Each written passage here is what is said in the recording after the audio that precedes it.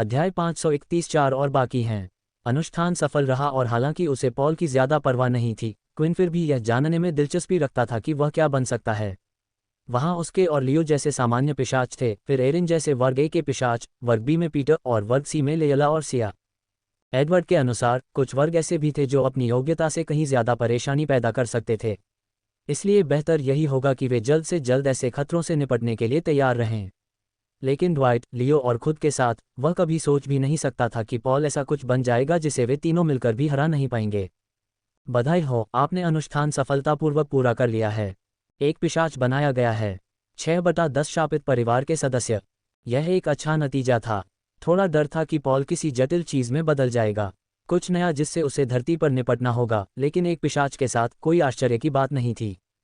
ऐसा लगता है जैसे उसने शुरुआती चरण को छोड़ दिया था, क्विन के उलट। शुरुआत में क्विन एक आधा अधूरा बच्चा था, लेकिन पॉल तुरंत ही पिशाच बन गया था। लगता है नतीजे अच्छे रहे हैं, ड्वाइट ने कहा। बेहतर होगा कि तुम उसे उसके शरीर में होने वाले बदलावों और उनसे निपटने के तरीके के बारे में बता दो। अब तुम हमारे लिए काम कर रहे हो। अगर तुम्हें किसी चीज़ की ज़रूरत हो, जैसे खून की कुप्पी या जादुई अंगूठियाँ, तो एडवर्ड से कह देना, हम तुम्हें पहुंचाने के लिए कुछ भेज देंगे। वह दरवाजे की तरफ चल पड़ा, बिना बाकियों के अलविदा कहने का इंतजार किए। उसने दरवाज़ा खोला और अपने अंतिम शब्द कहे, याद रखना, कल तुम्हारा नया साथी यहाँ होगा और तुम चले जाओगे। और इस तरह वह चला गया। पॉल ने अपना हाथ कई बार ऐसे खोला और बंद किया मानो वह कोई नवजात शिशु हो। ऐसा लग रहा था जैसे वह कुछ करने की कोशिश कर रहा हो और वह कर भी रहा था।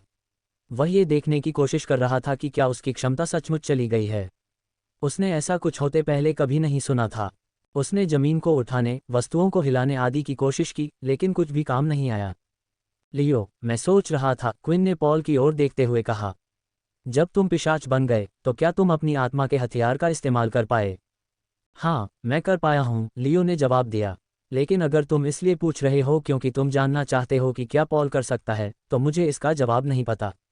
मैं खुशकिस्मत था कि मैं अपनी क्षमता फिर से सीख पाया। हे भगवान, क्या पिशाचों की क्षमताओं में से एक सही नहीं है? अगर मैं अंदाज़ा लगाऊं तो आत्मा का हथियार अभी भी उसके अंदर प्रकट होना चाहिए। हो सकता है कि जब वह कोई नई क्षमता सीखेगा तो उसकी क्षमता बढ़ाने के लिए उसका आत्मा का हथियार बदल जाएगा, लेकिन तुम्हारा अंदाज़ा भी मेरे अंदाजे जितना ही सही है। इससे पहले जब क्विन ने विंसेंट से यह सवाल पूछा था तो उसने उसे बताया था कि पिशाचों के पास आत्मा हथियार जैसी कोई चीज़ नहीं होती, लेकिन यह अलग बात थी। अगर किसी के पास पहले से ही आत्मा हथियार हो तो क्या वह उसे अपने पास रखेगा? क्विन की इसमें दिलचस्पी इसलिए थी क्योंकि वह सोच रहा था कि क्या अकादमी वापस जाते समय वह अपना आत्मा हथियार सीख पाएगा। आखिरकार जब वे द्वितीय वर्ष के छात्र बने तो यह उनकी शिक्षा का मुख्य केंद्र बिंदु था। इसके बाद लियो ने पॉल को कुछ बातें समझानी शुरू की। दोनों सामान्य रूप से बातचीत कर पा रहे थे, जबकि क्विन का खून अक्सर पॉल को देखते ही खौल उठता था, इसलिए लियो का पॉल को समझाना ही अच्छा था। लियो ने उसे पिशाचों के बारे में सारी बुनियादी बातें बताईं और बताया कि उसे किन चीज़ों से बचना है, जैसे सूरज की रोशनी से कमजोरी और खून की भूख, और शायद ये भी कि उसे समय समय पर कुछ खास खाने पीने की चीज़ों को कैसे मना करना होगा। सबसे ज़रूरी बात थी समाज में घुल मिल जाना। पिशाचों के लिए यह एक सबक था। क्विन ने लियो के लिए यही किया था और अब वह पॉल के लिए भी यही कर रहा था। रिसेप्शन क्षेत्र में वापस आकर एक और व्यक्ति था जो सफलतापूर्वक अपना विकास पूरा करने में कामयाब रहा था। वह बैठ गया था और एडवर्ड उसके पीछे खड़ा था, ये सुनिश्चित कर रहा था कि विकास प्रक्रिया में कोई गड़बड़ी तो नहीं हुई। खड़े होकर वे देख सकते थे कि फैक्स 1 इंच लंबा हो गया था। उसके बाल अब बड़े हो गए थे और उसकी गर्दन के पीछे तक पहुंच गए थे, और वह और भी ज्यादा खतरनाक लग रहा था। क्या ये वही बेवकूफ़ है जो पहले था? एरिन ने सोचा। हालांकि जब उसने खुद को बदलते देखा था तो वो भी हैरान थी, लेकिन किसी को अपनी आंखों के सामने इस तरह बदलते देखना एक अलग ही एहसास था। ये लगभग जादुई सा लग रहा था। शुक्रिया, फैक्स ने कहा। तुम्हारी वजह से ही मैं आगे बढ़ पाया। मुझे पता था कि अगर मुझे और मजबूत होना है तो मुझे किसी ऐसे व्यक्ति की ज़रूरत है जो मुझे मेरी सीमाओं तक धकेल सके। मैं अपनी ताकत के चरम पर था और मुझे बस एक छोटे से धक्के की ज़रूरत थी। अब मैं आखिरकार फिर से मजबूत होना शुरू कर सकता हूँ। वह एरिन की तरफ बढ़ने लगा और उसे घूरता रहा। एरिन इधर उधर देखने लगी, सोच रही थी कि कहीं वह कुछ और तो नहीं देख रहा, लेकिन उसकी खूंखार आंखें उसे घूरती रहीं। तुम जितनी खूबसूरत हो उतनी ही मजबूत भी। फैक्स का हाथ बड़ा मानो उसके बालों में कंघी करने वाला हो, और सहज ही उसने अपना हाथ पीछे खींच लिया। उसकी अगली प्रतिक्रिया थी कि उसने अपना पैर उठाया और जो भी उसके सामने आया उसे लात मारी। संयोग से पैर फैक्स की कमर में लगा। दर्द सीधे उसके पेट के ऊपरी हिस्से तक पहुंचा और वह जमीन पर गिर पड़ा। उसे लगा जैसे ये हमला उस विकास से भी बदतर था जिससे वह अभी अभी गुजरा था। अगली बार मैं तुम्हारी पिटाई करूंगी, एरिन ने कहा। चेहरे पर शिकन लिए वह चली गई। रुको, फैक्स जमीन से उठते हुए चिल्लाया और एरिन के पलटने से पहले ही उसे अपने शरीर के पिछले हिस्से में तेज दर्द महसूस हुआ। उसने पहले भी ये दर्द महसूस किया था और अभी फैक्स के खिलाफ लड़ाई के दौरान उसने उसे खुद पर नियंत्रण करने का हर मुमकिन मौका देने से बचने की पूरी कोशिश की। लेकिन उसने कभी नहीं सोचा था कि वह अब ऐसा करेगा। लड़ाई खत्म हो गई, तुम क्या कर रहे हो? एरिन ने शिकायत की। वह इस बात से निराश थी कि वह अपने शरीर पर नियंत्रण नहीं रख पा रही थी। क्या विकास ने उसे इतना ताकतवर बना दिया है कि मैं बिल्कुल भी विरोध नहीं कर सकती? मुझे लगा था कि जब मैं वैम्पायर बनूंगी तो सब बदल जाएगा। काफ़ी समय हो गया है और हो सकता है कि हम कुछ समय तक एक दूसरे से न मिलें। इसलिए मैं तुम्हारे लिए एक तोहफा छोड़ना चाहता हूँ। अपनी उंगलियां हिलाते हुए फैक्स ने वही किया जो उसने उस दिन छत पर किया था। उसके शरीर को कठपुतली की तरह नियंत्रित करता हुआ वह उसे आज़ादी से हिलाता था, तलवारबाजी की एक नृत्य शैली रचता था। अगर वह पुरानी एरिन होती तो वह विरोध करती, नियंत्रण के खिलाफ लड़ती, लेकिन अब उसने मदद और बदलाव को स्वीकार कर लिया था। उस दिन से ही वह इसी के पीछे भाग रही थी और इसे फिर से अनुभव करना चाहती थी। फैक्स को अपने ऊपर पूरा नियंत्रण देते हुए उसने अपने शरीर में हो रही सभी गतिविधियों को याद करने की कोशिश की। और ऐसा करते हुए उसने एक फ़र्क महसूस किया। हरकतें पहले से कहीं ज़्यादा सहज थीं और हर घुमाव और प्रहार में ताकत ज़्यादा थी। ऐसा लगता है कि फैक्स ने भी हर पहलू में सुधार किया था और यहाँ तक कि तलवारबाजी भी पहले से बेहतर हो गई थी। मेरा परिवार उतना कमज़ोर नहीं है जितना लोग सोचते हैं, फैक्स ने उसे नियंत्रित करते हुए समझाना शुरू किया। वह दिन जब मेरे पिता ने मंच पर मेरी और मेरी बहन की रक्षा की थी। उन्होंने पहले नेता के खिलाफ लड़ाई लड़ी थी, लेकिन अपनी पूरी शक्ति का इस्तेमाल नहीं कर पाए थे। वे अपनी कठपुतली साथ नहीं लाए थे। 13वें परिवार के लिए यही हमारी सबसे बड़ी ताकत है। इससे साबित हुआ कि जो होने वाला था उसके लिए वह तैयार नहीं था। उस दिन उसने बस एक आवेग में आकर ऐसा किया था। उसने हमें बचाने की कोई योजना नहीं बनाई थी, लेकिन फिर भी मैं खुश था। फैक्स को समझ नहीं आ रहा था कि वह इस बारे में इतना क्यों बड़बड़ा रहा था। वह बस उसे अपनी काबिलियत के बारे में थोड़ा बहुत बताना चाहता था, लेकिन वह अपने पिता के बारे में बहुत ज़्यादा बात कर रहा था। ऐसा इसलिए था क्योंकि उसके पास इस बारे में बात करने के लिए कोई नहीं था। आखिरकार फैक्स ने तार अलग कर दिए और एरिन आज़ाद हो गई। जब उसने मुड़कर देखा तो वह वहाँ नहीं था और फैक्स कहीं और गायब हो गया था। बेवकूफ़, तुमने मुझे धन्यवाद भी नहीं कहने दिया, उसने कहा। तलवारबाजी का खूबसूरत प्रदर्शन देखकर एडवर्ड अब रोमांचित हो गया। जब भी वह क्विन के साथ आए लोगों को देखता तो उसे 10वें परिवार की नई ताकत की कल्पना ही नहीं होती थी। उसके मन में इस सुंदरता से सीख रहे पिशाचों की छवियां उभर आती थीं। और हालांकि बहुत कम लोग उसकी इस अद्भुत क्षमता को सिखा नहीं सकते थे, फिर भी छात्रों के लिए उसके खिलाफ जाना एक अच्छा अभ्यास होगा। अपने विचारों में मग्न ही था कि तभी दरवाजे पर जोरदार दस्तक सुनाई दी। दरवाज़ा खोलकर टिम्मी कमरे में दाखिल हुआ। सर एडवर्ड, सारी तैयारियां पूरी हो गई हैं, लोग इकट्ठा होने लगे हैं, टिम्मी ने कहा। उत्कृष्ट। सिंहासन कक्ष में ऊपर जाते हुए एडवर्ड अंदर गया और उसने देखा कि क्विन नीचे बैठी बाहर देख रही है। क्विन देख सकती थी कि नीचे पिशाच महल के ठीक बाहर इकट्ठा होने लगे थे। महल के ठीक सामने नहीं, बल्कि थोड़ा आगे। महल के अंदरूनी हिस्से में कम घर होने के कारण वहां एक खुला क्षेत्र और काफ़ी जगह थी। ऐसा लग रहा था जैसे 10वें परिवार के सभी पिशाचों को ऐसे आयोजन में आने के लिए कहा गया था। क्विन, समय हो गया है, एडवर्ड ने कहा। लियो, क्या तुम तैयार हो? अब समय आ गया था कि लियो 10वें लोगों के सामने अपनी पहचान जाहिर करे। एडवर्ड थोड़ा घबराया हुआ था कि वे कैसी प्रतिक्रिया देंगे।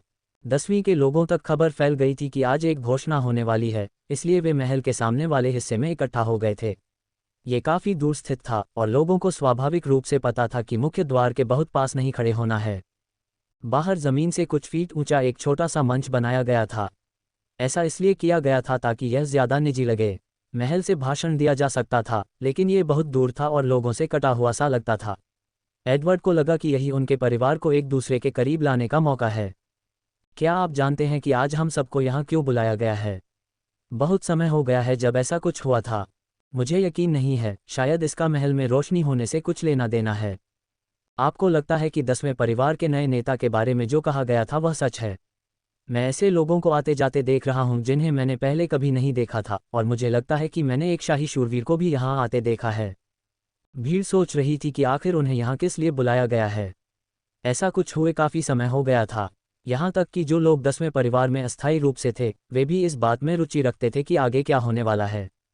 आखिरकार महल के दरवाजे खुले और 3 आकृतियां सामने की ओर निकलीं। उनमें से एक को सभी ने पहचान लिया था क्योंकि वही था जिसने इस पूरे समय उनकी देखभाल की थी, नाइट एडवर्ड। दूसरा एक गंजा तलवारबाज था जिसने बहुत हल्के कपड़े पहने थे, लेकिन उसकी कमीज के नीचे एक राक्षसी चेहरे वाला वक्ष चिन्ह दिखाई दे रहा था। और अंत में एक और व्यक्ति था, लेकिन उसने एक हुड पहना हुआ था और उसका चेहरा आंशिक रूप से एक काले कपड़े से ढका हुआ था। वह नकाबपोश आदमी क्विन था। वह यहाँ लियो के साथ इस घटना के समय मौजूद रहना चाहता था क्योंकि उसने ये जिम्मेदारी उस पर डाली थी, लेकिन उस दिन कई लोगों ने उसे फैक्स को सुरक्षित बचाते हुए देखा था। वह बस यह नहीं चाहता था कि दूसरे लोग उसे 2 अन्य पिशाच शूरवीरों के साथ महल से बाहर आते देखकर अटकलें लगाएं। मंच पर लियो बीच में खड़ा हो गया और बाकी 2 उसके बगल में खड़े हो गए। भीड़ इंतजार कर रही थी और एडवर्ड ने अपनी घोषणा शुरू कर दी। मैंने आज आप सबको इसलिए बुलाया है क्योंकि 10वें परिवार में एक बड़ा बदलाव आया है, एडवर्ड ने कहा। जैसा कि आपने सुना होगा, 10वें परिवार को मानव घुसपैठियों को बाहर निकालने का काम सौंपा गया था। कोई भी मानव घुसपैठिया नहीं, बल्कि इस बस्ती पर आक्रमण करने वाले कुछ सबसे शक्तिशाली घुसपैठियों को। पिशाचों को मानव शब्द वास्तव में डरावना नहीं लगता था, इसलिए एडवर्ड को अपने वर्णन में थोड़ा मसाला जोड़ना पड़ा। मेरे सहित एक बहुत छोटी टीम ने अकेले ही लगभग 200 घुसपैठियों का सामना किया और हमने एक भी हताहत होने की अनुमति नहीं दी। वाह, ये तो बहुत प्रभावशाली है, किसी ने बुदबुदाया। मैंने कुछ बातें सुनी थीं, लेकिन मुझे लगा कि वे अतिशयोक्तिपूर्ण थीं। भीड़ में एमी और जैंडर दोनों भी वहीं खड़े थे। वे वहां पहुंच तो गए थे, लेकिन लेला और सिया की बदौलत उन्हें बाकियों से ज्यादा पता था और उन्हें पता था कि आगे क्या होने वाला है। ये सब मेरे साथ खड़े इस आदमी की बदौलत हुआ, एडवर्ड ने लियो की ओर इशारा करते हुए कहा। उसने इंसानों पर हमले का समन्वय किया और नेता को मार गिराया। एडवर्ड ने वहीं बोलना बंद कर दिया था और रुक गया था। उसे किसी तरह की तालियों का इंतजार था, लेकिन ऐसा कुछ नहीं हुआ। उसने सोचा था कि इन लोगों को रातों रात मनाना थोड़ा मुश्किल हो सकता है। वह नया 10वां पिशाच शूरवीर है और जब तक हमारा नेता पद खाली रहेगा तब तक वह प्रमुख पद संभालेगा। मैं रोजमर्रा के काम करता रहूंगा, लेकिन यह आदमी मेरे जैसा ही पद संभालेगा, नहीं, मुझसे थोड़ा ऊपर, एडवर्ड ने सिर हिलाते हुए कहा। अब भीड़ बातचीत से भरी हुई थी, लेकिन वह मुस्कुराहटें वगैरह नहीं थीं, बल्कि वह नकारात्मकता जैसी लग रही थी। वह एक पिशाच शूरवीर है, बिना किसी नेता के जिसने ऐसा निर्णय लिया। इतना ही नहीं, वह पिशाच कौन है? मैंने उसे अपने जीवन में कभी नहीं देखा। हम अचानक उसे अपने शूरवीरों में से एक कैसे मान सकते हैं?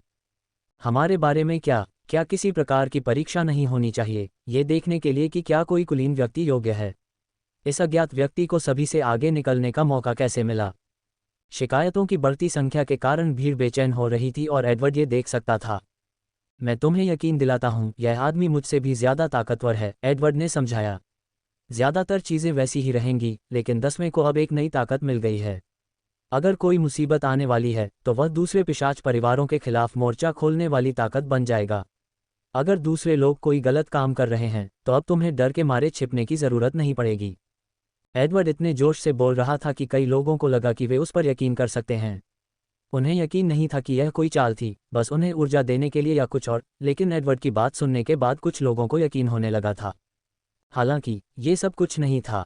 नहीं, अगर वह सचमुच इतना ताकतवर है तो मुझे उसे चुनौती देने दो, भीड़ से बाहर निकलते हुए एक व्यक्ति ने कहा। वह एक काफी युवा पिशाच था। अपनी निरीक्षण क्षमता से क्विन बता सकता था कि वह एक कुलीन पिशाच है। तुम्हारी हिम्मत कैसे हुई? एडवर्ड चिल्लाया। यह आदमी तो पहले ही पिशाच शूरवीर बन चुका है, तुम उसका इस तरह अपमान कैसे कर सकते हो? एडवर्ड आगे बढ़ना चाहता था, लेकिन वह ये नहीं बता सकता था कि नए 10वें नेता ने उसे चुना है। इससे और भी सवाल उठेंगे। आगे क्या करना है, ये सोचते हुए उसने देखा कि लियो मंच से उतरकर उस आदमी की तरफ बढ़ गया था। अब जब वे पास आ गए थे तो कुलीन पिशाच उसकी आंखों में अजीब सा सफ़ेद रंग देख सकता था। वे पिशाचों की तरह रंगीन या लाल नहीं थीं। वह अंधा है, वह अंधा है। वह आदमी बेकाबू होकर हंसने लगा। मुझे पता था, ये सब दिखावा है, बहुत बड़ा धोखा। मुझे पता था कि वे 10वें परिवार को कभी भी कुछ भी अच्छा नहीं होने देंगे।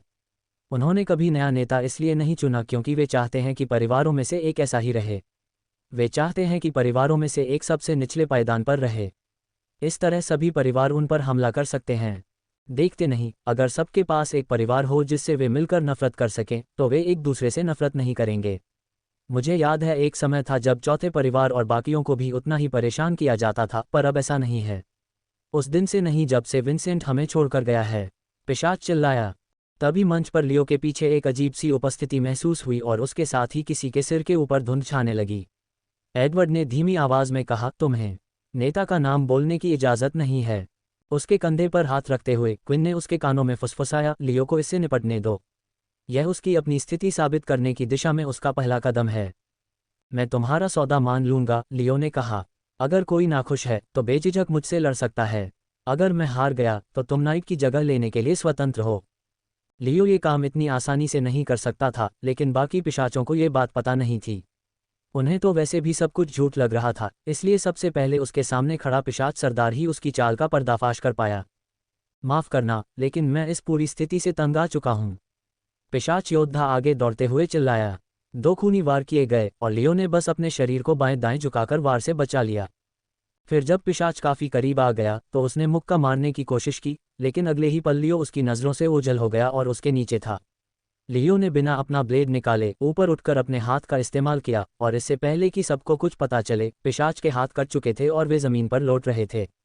भीड़ में से किसी ने भी उसे हथियार निकालते नहीं देखा था, और ऐसा इसलिए था क्योंकि उसने ऐसा नहीं किया था।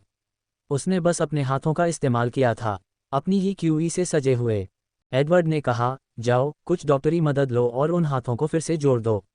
पिशाच ने अब कुछ नहीं कहा और न ही इस फैसले से असहमत हुआ। एडवर्ड ने सोचा कि शायद इतना काफ़ी होगा, लेकिन ऐसा लग रहा था कि ऐसा नहीं था। भीड़ में से कुछ और पिशाच लियो को चुनौती देने की उम्मीद में बाहर आ गए थे। ये सब एक साजिश थी। उन्होंने कहा, हम जानते हैं तुम कैसे हो एडवर्ड। तुम एक धूर्त इंसान हो। तुम्हें शायद पता था कि ये सब होने वाला है, इसलिए तुमने उसे भीड़ में खड़ा कर दिया। हम तो देख भी नहीं पाए कि क्या हुआ। हम रईस हैं, कोई बच्चा पिशाच नहीं। हम ये सब कैसे नहीं देख पाए? जवाब सीधा है, तुमने हमें धोखा देने की कोशिश की थी। अगर तुम ऐसा मानते हो, लियो ने कहा, आगे आओ, मैं हर उस व्यक्ति की भुजाएं काट दूंगा जो आकर मुझे चुनौती देगा, जब तक कि तुम्हें यह विश्वास न हो जाए कि मैं झूठ बोल रहा हूं। उसने अपनी तलवार कमर पर लटकाकर म्यान को मंच पर फेंका और क्विन ने उसे पकड़ लिया। लियो साबित करना चाहता था कि कोई चाल नहीं चली जा सकती, लेकिन वैम्पायर रईस जिद्दी से भी ज्यादा थे और लियो को चुनौती देते रहे। उन्होंने एक के बाद एक हाथ काट डाले, उसी अंदाज में, और धीरे धीरे ज्यादा से ज्यादा लोग उनकी बात मानने लगे। ये कोई साधारण पिशाच नहीं थे, ये वो पिशाच थे जो एक दिन शूरवीर बनने की उम्मीद में प्रशिक्षण ले रहे थे। उन्हें यकीन ही नहीं हो रहा था कि कोई इतना ताकतवर भी है। उन्हें यकीन ही नहीं हो रहा था कि 10वें हिस्से की किस्मत बदल रही है। ये देखना अजीब था। कुछ लोग सोच रहे थे कि कटे हुए हाथों का प्रदर्शन भीड़ को डरा देगा, लेकिन हर बार लियो एक और हाथ काट देता था। उनके चेहरों पर मुस्कान और भी गहरी हो जाती थी। एडवर्ड ने कहा, मुझे लगता है कि लियो यहाँ अच्छा काम करेगा। 10वें परिवार में नए पिशाच शूरवीर का प्रवेश सफल रहा। ऐसा लग रहा था कि किसी तरह, कुछ अजीब तरीकों से वे पिशाचों का पक्ष जीतने में कामयाब हो गए थे। लियो ने जो किया था उसकी खबर पहले ही फैल चुकी थी, सिर्फ 10वें परिवार तक ही नहीं। जैसे ही पिशाच पूलिंग क्षेत्र में लौटे, उन्होंने दूसरे परिवारों से बातचीत शुरू कर दी और उन्हें उस अजीबोगरीब कहानी और घोषणा के बारे में बताना शुरू कर दिया जो अभी अभी घटित हुई थी। कुछ तो यकीन ही नहीं कर पा रहे थे कि वे क्या सुन रहे हैं। पिशाचों के लिए भी किसी के हाथ इस तरह काट देने की कहानी सुनना वाकई अजीब था, खासकर अपने ही परिवार में। क्या तुम्हें थोड़ी चिंता नहीं हो रही? एक पिशाच ने पूछा। चिंतित हूं, ये वर्षों में 10वें परिवार के लिए घटित होने वाली सबसे अच्छी बात है। बाकी परिवारों को समझ नहीं आ रहा था कि 10वां परिवार इस समय क्या कर रहा होगा, लेकिन वे बहुत खुश थे। हालांकि नेता न होने के कारण हालात लगभग वैसे ही थे। फिर भी किसी दूसरे परिवार में शामिल होने की कोशिश करना बेहतर था ताकि उनकी क्षमताएं सीख सकें, जिससे उन्हें बेहतर स्थिति और उज्ज्वल भविष्य मिल सके। उन्होंने बस यही सोचा कि शायद रुकना इतना बुरा या उतना निराशाजनक विचार नहीं था। दिन ढलने के साथ सबके आराम करने का समय हो गया था, लेकिन कुछ लोगों के लिए सोना मुश्किल हो रहा था। ये गर्मी की छुट्टियां कम से कम इतना तो कह ही सकते हैं कि उन सभी के लिए घटनापूर्ण रही थीं। उनमें से कुछ पूरी तरह बदल गए थे, उनमें इंसान होने की कोई लालसा नहीं बची थी। लोगन की तरह अन्य लोगों को पता चला कि उनके परिवारों ने अपने तक ही रहस्य छिपाए हुए थे और वे इस पूरी गड़बड़ी में उनकी सोच से कहीं अधिक शामिल थे, और वोडेन, उसे बोडेन के रूप में इस पूरी घटना से एक छोटा भाई मिल गया था। वे सब उस जगह से जाने के लिए बहुत उत्साहित थे। उन्हें अजीब लग रहा था और उनमें से कोई भी इस जगह को अपना घर नहीं कह सकता था। हालांकि कुछ लोग ऐसे भी थे जिनकी उन्हें बहुत याद आएगी। एडवर्ड और क्विन उस समय सिंहासन कक्ष के अंदर किसी बात पर चर्चा कर रहे थे, क्योंकि क्विन ने उनके लिए एक प्रस्ताव रखा था और एक सूची भी लिखी थी। इस सूची में कई अलग अलग जानवरों के क्रिस्टल थे जो बुनियादी स्तर से लेकर उन्नत स्तर तक के थे, लेकिन उससे ऊपर कुछ भी नहीं था। यह क्या है? एडवर्ड ने पूछा। ये क्रिस्टलों की एक सूची है जिसे मैं चाहता हूं कि अगर हो सके तो तुम इकट्ठा कर लो। मैं सोच रहा था कि इन लोगों की मदद कैसे करूं। 10वें को फिर से पहले जैसा कैसे बनाऊं। मैं विंसेंट जैसा नहीं हूं, मेरे पास उसकी जैसी क्षमता नहीं है, इसलिए मैं उसकी तरह हथियार नहीं बना सकता, क्विन ने समझाया। लेकिन वह ढेर सारे हथियार पीछे छोड़ गया है। सिस्टम स्क्रीन शॉप खोलकर क्विन उन सबको देख रहा था। वहां सैकड़ों तरह के हथियार और कवच थे, जिनमें से ज्यादातर की उसे जरूरत नहीं थी या वह कभी इस्तेमाल नहीं करेगा। इससे उसे यह सोचने पर मजबूर होना पड़ा कि क्या वे सब वास्तव में उसके लिए ही बने थे। विंसेंट के अनुसार ये हथियार इस महल के उस भंडारण कक्ष से जुड़ा था जो एक दीवार के पीछे बंद था। जब तक क्विन को इस वस्तु के लिए आवश्यक क्रिस्टल मिलते रहेंगे, तब तक ये हथियार को भंडारण कक्ष से बाहर ले जा सकेगा। अगर मुझे ये क्रिस्टल मिल जाएं, तो मैं वो हथियार भी ले सकता हूं जो विंसेंट पीछे छोड़ गया था। मैं सोच रहा था कि हम इन्हें परिवार के लिए इस्तेमाल कर सकते हैं, जो अच्छा करते हैं और कड़ी मेहनत करके अपनी प्रतिभा दिखाते हैं। हम उन्हें एक चीज़ देते हैं, हमारे पास उन्हें प्रोत्साहित करने की क्षमता नहीं है, इसलिए मुझे लगता है कि यह सबसे अच्छा होगा। वाह, ये तो बहुत बढ़िया आइडिया है, एडवर्ड अपनी सीट से उछलते हुए बोला। सचमुच ऐसा लग रहा था जैसे वे 10वें परिवार के सुनहरे दिनों में वापस जा रहे हों। जरा यहीं रुको, मुझे लगता है कि मैं तुम्हारे लिए कुछ बीस्ट क्रिस्टल अभी इकट्ठा कर सकता हूँ। क्विन उसे परेशान न होने और वापस आने पर ऐसा करने के लिए कहने ही वाला था, लेकिन एडवर्ड धुंध के बादल के साथ कहीं चला गया था। आधी रात हो चुकी थी और क्विन को लगा कि वह कल के लिए थोड़ा आराम कर लेगा, लेकिन लग रहा था कि उसे पूरी रात जागना पड़ेगा। शायद मैं वैसे भी सो नहीं पाता, क्विन ने सोचा। उसके चेहरे पर मुस्कान आ गई। एडवर्ड क्रिस्टल से भरा एक टोकरा लेकर लौटा था और उसने सूची में से कुछ चीज़ें काट दी थीं। उन सबको छूने के बाद क्विन ने एक एक करके क्रिस्टल से चीज़ें बनानी शुरू की और वे सचमुच जादुई रूप से उसके हाथों में प्रकट हो गईं। वे सभी तरह की चीज़ें थीं। हालांकि एडवर्ड के अनुसार उनमें से सभी वैम्पायर के काम नहीं आएंगी। उसने ये भी कहा कि कुछ चीज़ें तो उनके पास पहले से मौजूद चीज़ों से भी बदतर थीं।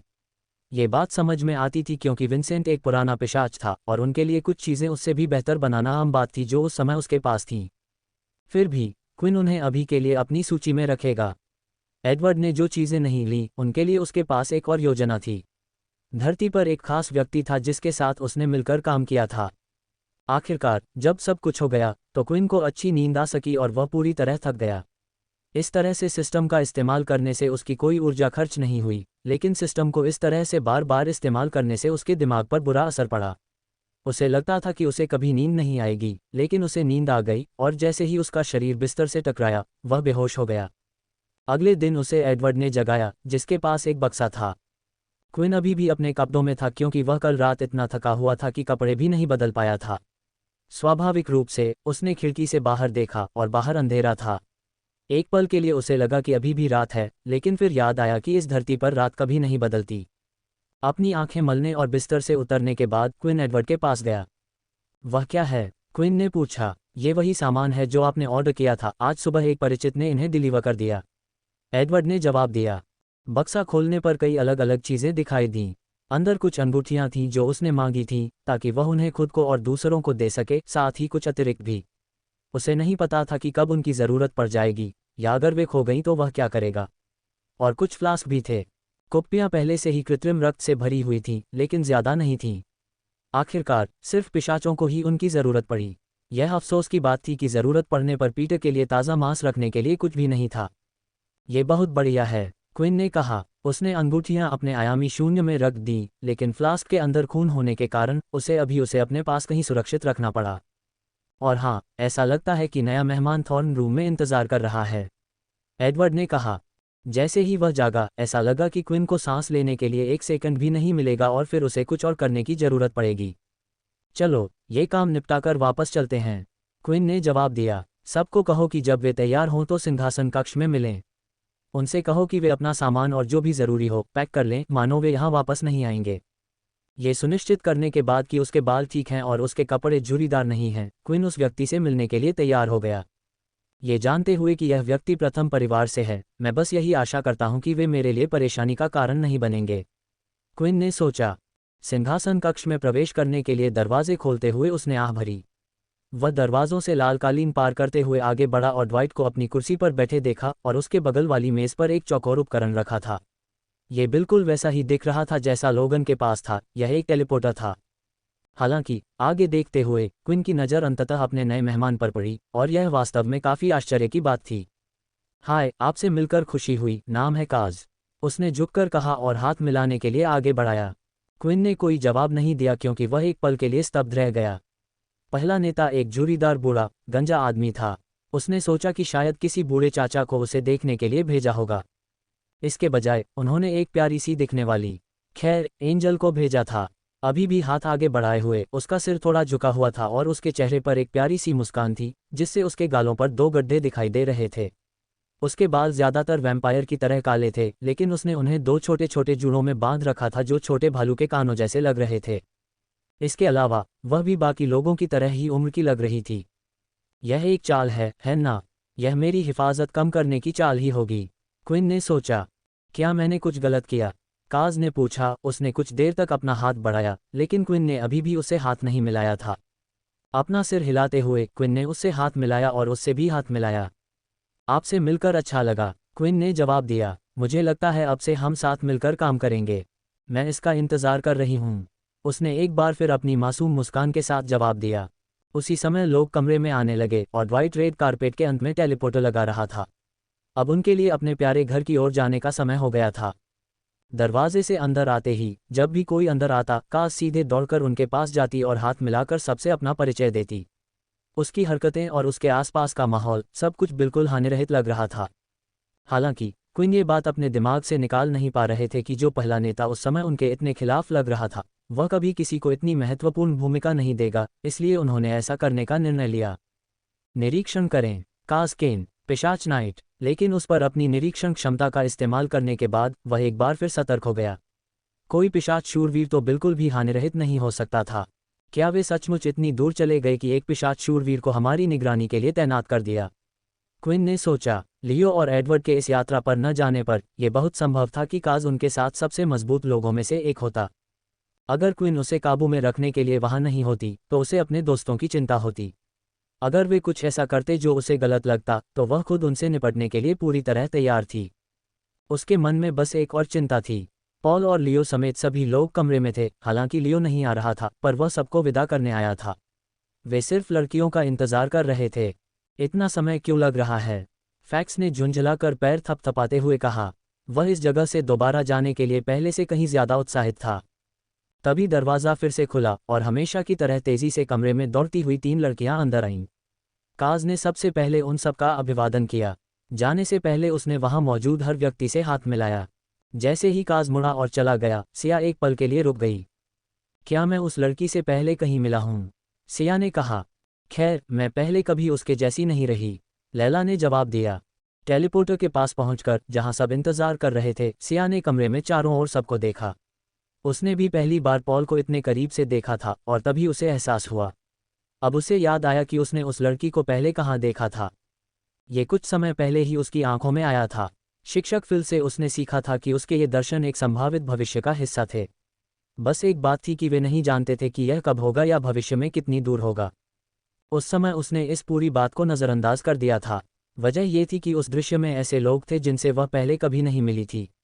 उसने बस यही सोचा था कि यह बहुत दूर भविष्य की बात है, इसलिए उसे अभी इसकी चिंता करने की ज़रूरत नहीं है। क्या होगा अगर यही वह चीज़ थी जो उसने देखी थी?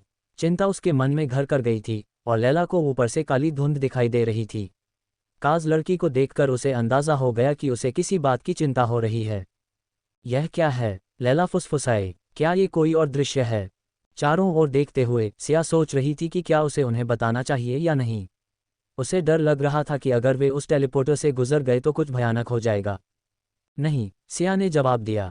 मुझे लगता है हमें रुकना चाहिए। क्या मतलब है तुम्हारा? लैला ने सिया को एक तरफ ले जाते हुए पूछा। वह उसके चेहरे पर चिंता के भाव देख सकती थी। मैं इसे समझा नहीं सकती, लेकिन मैंने कुछ देखा है।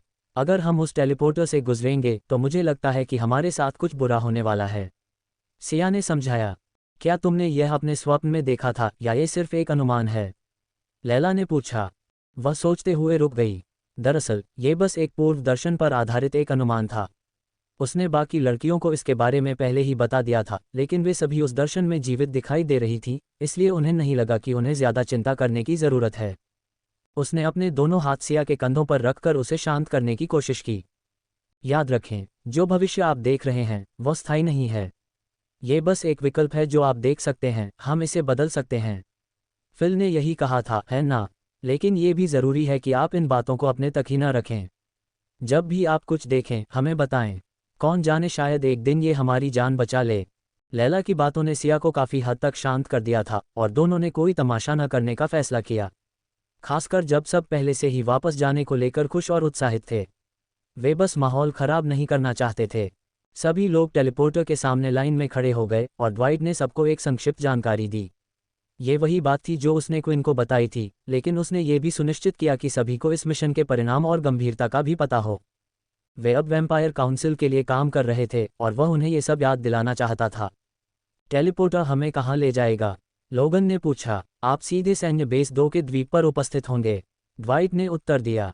द्वीप? दूसरों ने सोचा। पॉल को अब ये पता चल गया था कि पिशाचों के पास उनके बारे में पहले से कहीं ज़्यादा जानकारी है। उन्हें पता था कि सैन्य अड्डे अलग अलग द्वीपों पर स्थित हैं और किसी तरह ऐसा लग रहा था कि उनके पास टेलीपोर्टर हैं जो उन्हें हर एक से जोड़ देंगे। नहीं, हमारे पास हर एक से जुड़ने वाले टेलीपोर्टर नहीं हैं, ड्वाइट ने जोर से कहा मानो वह पॉल के मन की बात पढ़ सकता हो। हमारे पास 7 सैन्य ठिकानों से जुड़ने वाले टेलीपोर्टर हैं। हम सैन्य अड्डे 1 का स्थान कभी नहीं ढूंढ पाए। मुझे उम्मीद है कि जब आपको ये जानकारी मिलेगी तो आप हमें बताएंगे। टेलीपोर्टर आपको जंगल के बीचों बीच छोड़ देगा, सैन्य अड्डे के केंद्र के पास। मुझे लगता है कि यह आपके प्यारे स्कूल के पास ही होगा। मैं आप सभी को शुभकामनाएं देता हूं और आशा करता हूं कि आपका हश्र उन पिशाचों जैसा न हो जो आपसे पहले वहां थे। आखिरी शब्दों ने उनकी उत्तेजना को थोड़ा कम कर दिया। वे किसी फील्ड ट्रिप पर नहीं जा रहे थे, बल्कि उन्हें एक ज़रूरी काम करना था और अगर उन्हें पता चल गया तो इसके गंभीर परिणाम होंगे। उन सभी को ये याद रखना ज़रूरी था। अंत में जब एरिन, लियो और एडवर्ड ने अलविदा कहा तो बाकी लोग एक दूसरे की पीठ पर हाथ रखे हुए एक एक करके टेलीपोर्टर से होकर चलने लगे। सिया, जो समूह के सबसे पीछे खड़ी थी, हर समय अपनी आंखें बंद किए हुए थी और उसके होंठ हल्के से हिल रहे थे, मानो वह कोई प्रार्थना कर रही हो। मुझे निराश मत करना, क्विन, ड्वाइट ने कहा। मैं तुम्हारी वापसी का इंतजार कर रहा हूं। वे सभी इतनी बार टेलीपोर्टर से गुजर चुके थे कि यह अनुभव उनके लिए नया नहीं लगा।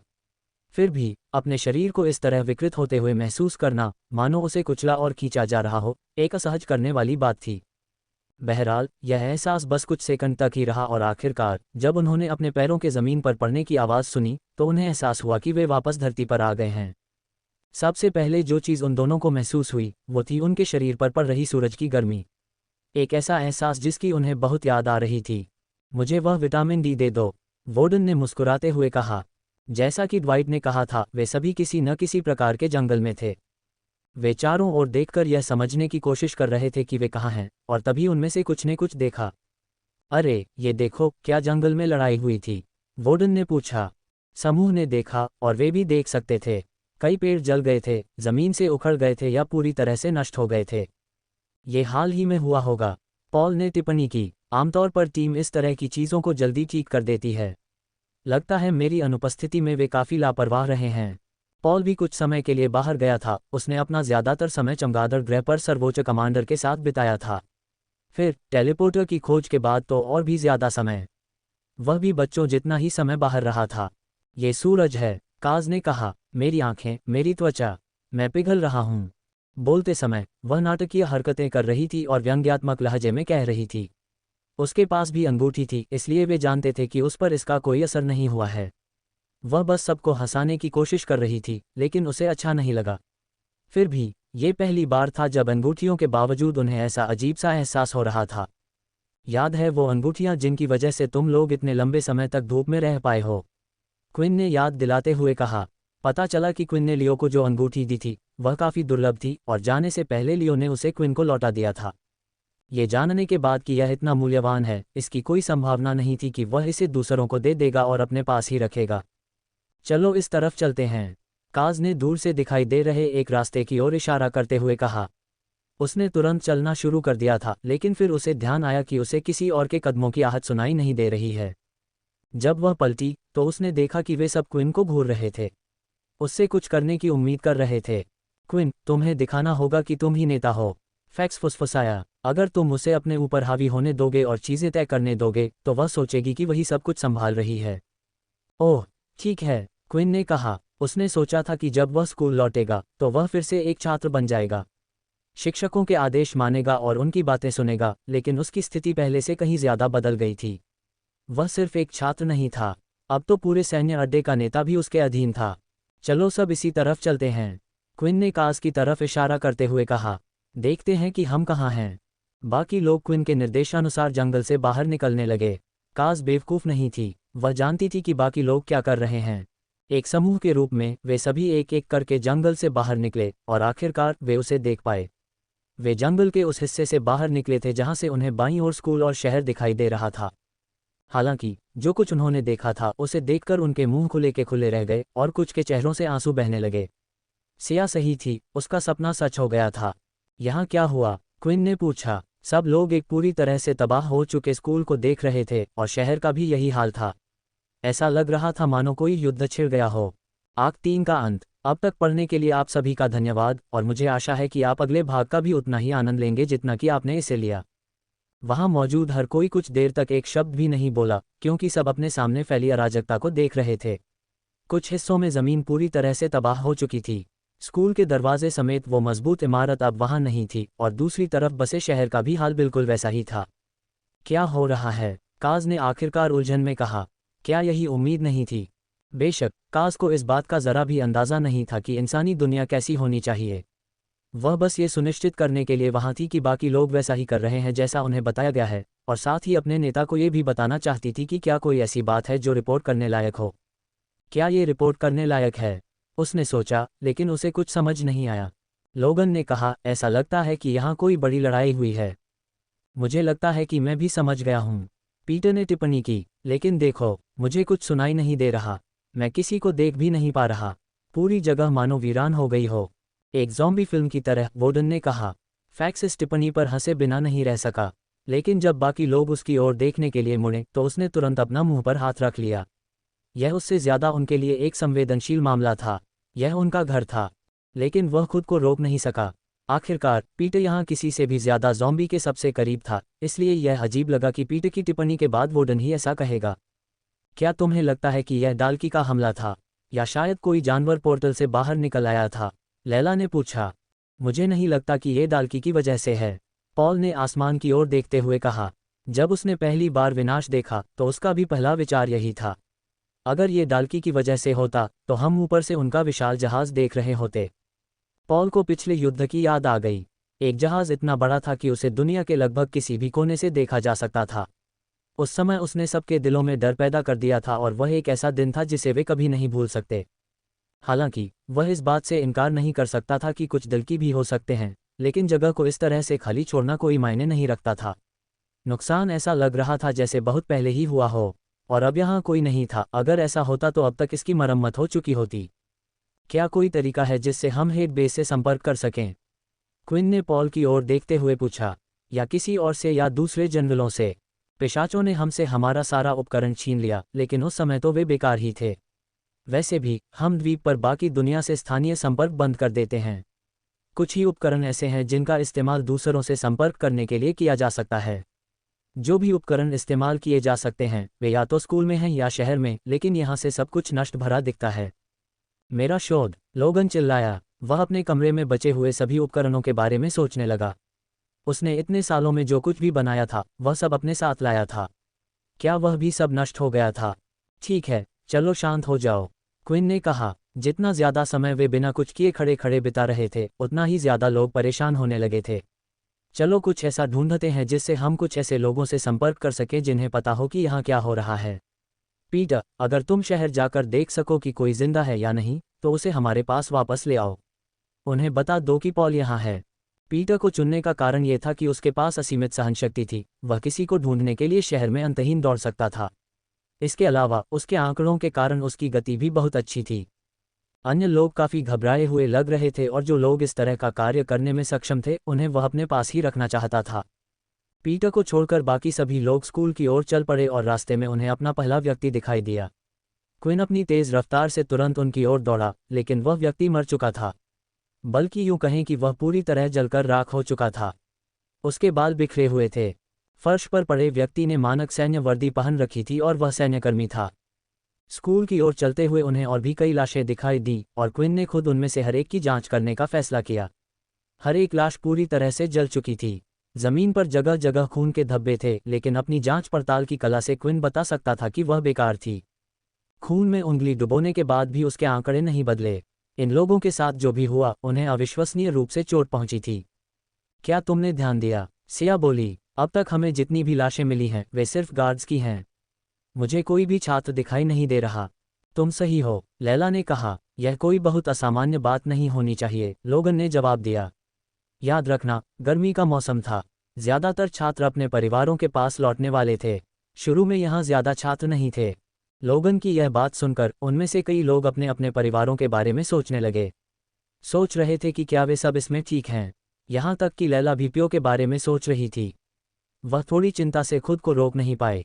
स्कूल पहुंचने तक ज्यादातर इमारतें ढह चुकी थीं। कुछ हिस्से बचे थे जिन्हें उन्होंने ढूंढने की कोशिश की, लेकिन ऐसा लग रहा था जैसे सब कुछ नष्ट हो गया हो।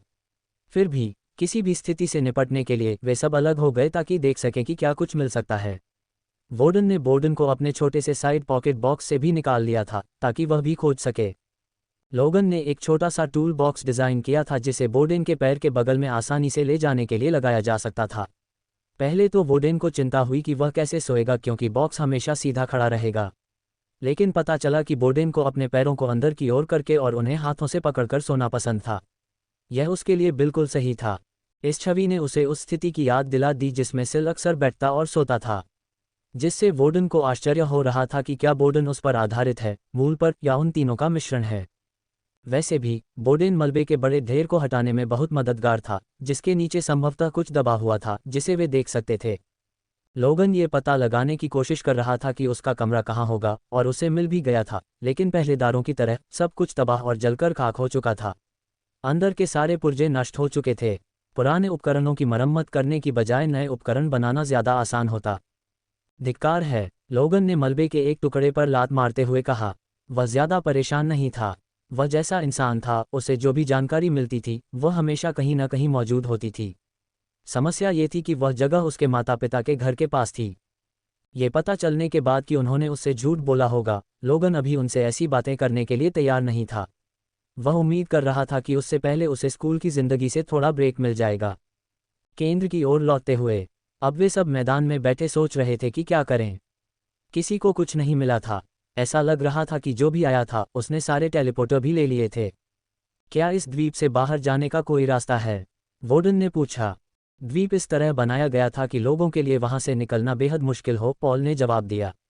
यात्रा का सबसे आम तरीका टेलीपोर्टर था। अगर हमारे पास वह नहीं होता तो हम खुद को लेने के लिए हवाई जहाज बुलाते, लेकिन बुलाने का कोई तरीका नहीं था। अब समूह को लगा जैसे उनके पास बस एक ही उम्मीद है, और वह दूर से उनकी ओर आती दिख रही थी। पीटर आखिरकार बाकी लोगों के साथ वापस आ गया था। वे सब उसकी बातें ध्यान से सुन रहे थे, लेकिन उसे भी उनके जैसा ही पता चला था। कई सैनिक मृत पड़े थे। अभी तक एक भी छात्र नहीं मिला था, लेकिन किसी भी प्रकार की तकनीक या ऐसी कोई भी चीज़ या तो छीन ली गई थी या नष्ट कर दी गई थी। दूसरा नमूना फिर से शवों पर झुलसे हुए निशान थे। बिना टेलीपोर्टर के तो हम हमेशा के लिए यहीं फंस जाएंगे, सिया ने कहा। अब उसे सचमुच चिंता होने लगी थी। ठीक है, एक ही विकल्प है, फैक्स ने कास की ओर देखते हुए कहा।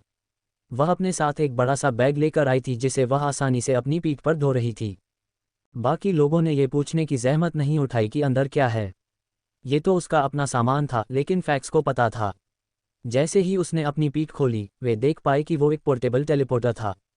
नहीं, हम नहीं जा सकते, क्विन ने तुरंत कहा। यहाँ आकर हम पिशाचों की दुनिया में वापस नहीं जा सकते। हमारे पास उन्हें बताने के लिए कुछ भी नहीं है।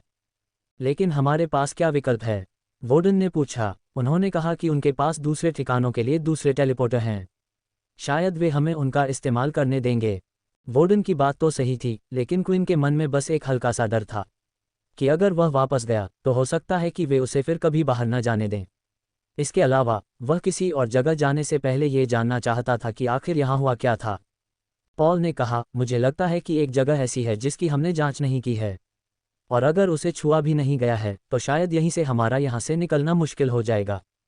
वे सब पॉल की ओर मुड़े, यह आशा और जिज्ञासा लेकर कि उसका उत्तर क्या होगा। अकादमी के नीचे का तहखाना, पॉल ने उत्तर दिया। कालकोठरी, वह स्थान जहाँ कभी पीटर को रखा गया था। वह क्षेत्र जहाँ सेना के उपद्रवियों को रखा जाता था। सैन्य अड्डे पर गए हर व्यक्ति को ये कालकोठरी पता थी, क्योंकि इसका इस्तेमाल न केवल छात्रों पर बल्कि सैन्यकर्मियों पर भी किया जाता था। हर जगह एक कालकोठरी होती थी, लेकिन हर किसी को ये स्पष्ट नहीं था कि वहाँ वास्तव में क्या होता था। उन्होंने कभी भी छात्रों या अन्य लोगों को इसके बारे में नहीं बताया। हालांकि ऐसे बहुत कम लोग थे जो कालकोठरी से बाहर आ पाते थे, और जब वे बाहर आते थे तो एक बदले हुए व्यक्ति के रूप में। जब पीटर वहां था तब लोगन ने उस कालकोठरी पर काफ़ी रिसर्च की थी और पता चला कि ज़्यादातर अफवाहें बस अफवाहें ही थीं। लोगों के इस पागलपन भरे बदलाव की वजह उनकी क्षमताएं छीन लेना था।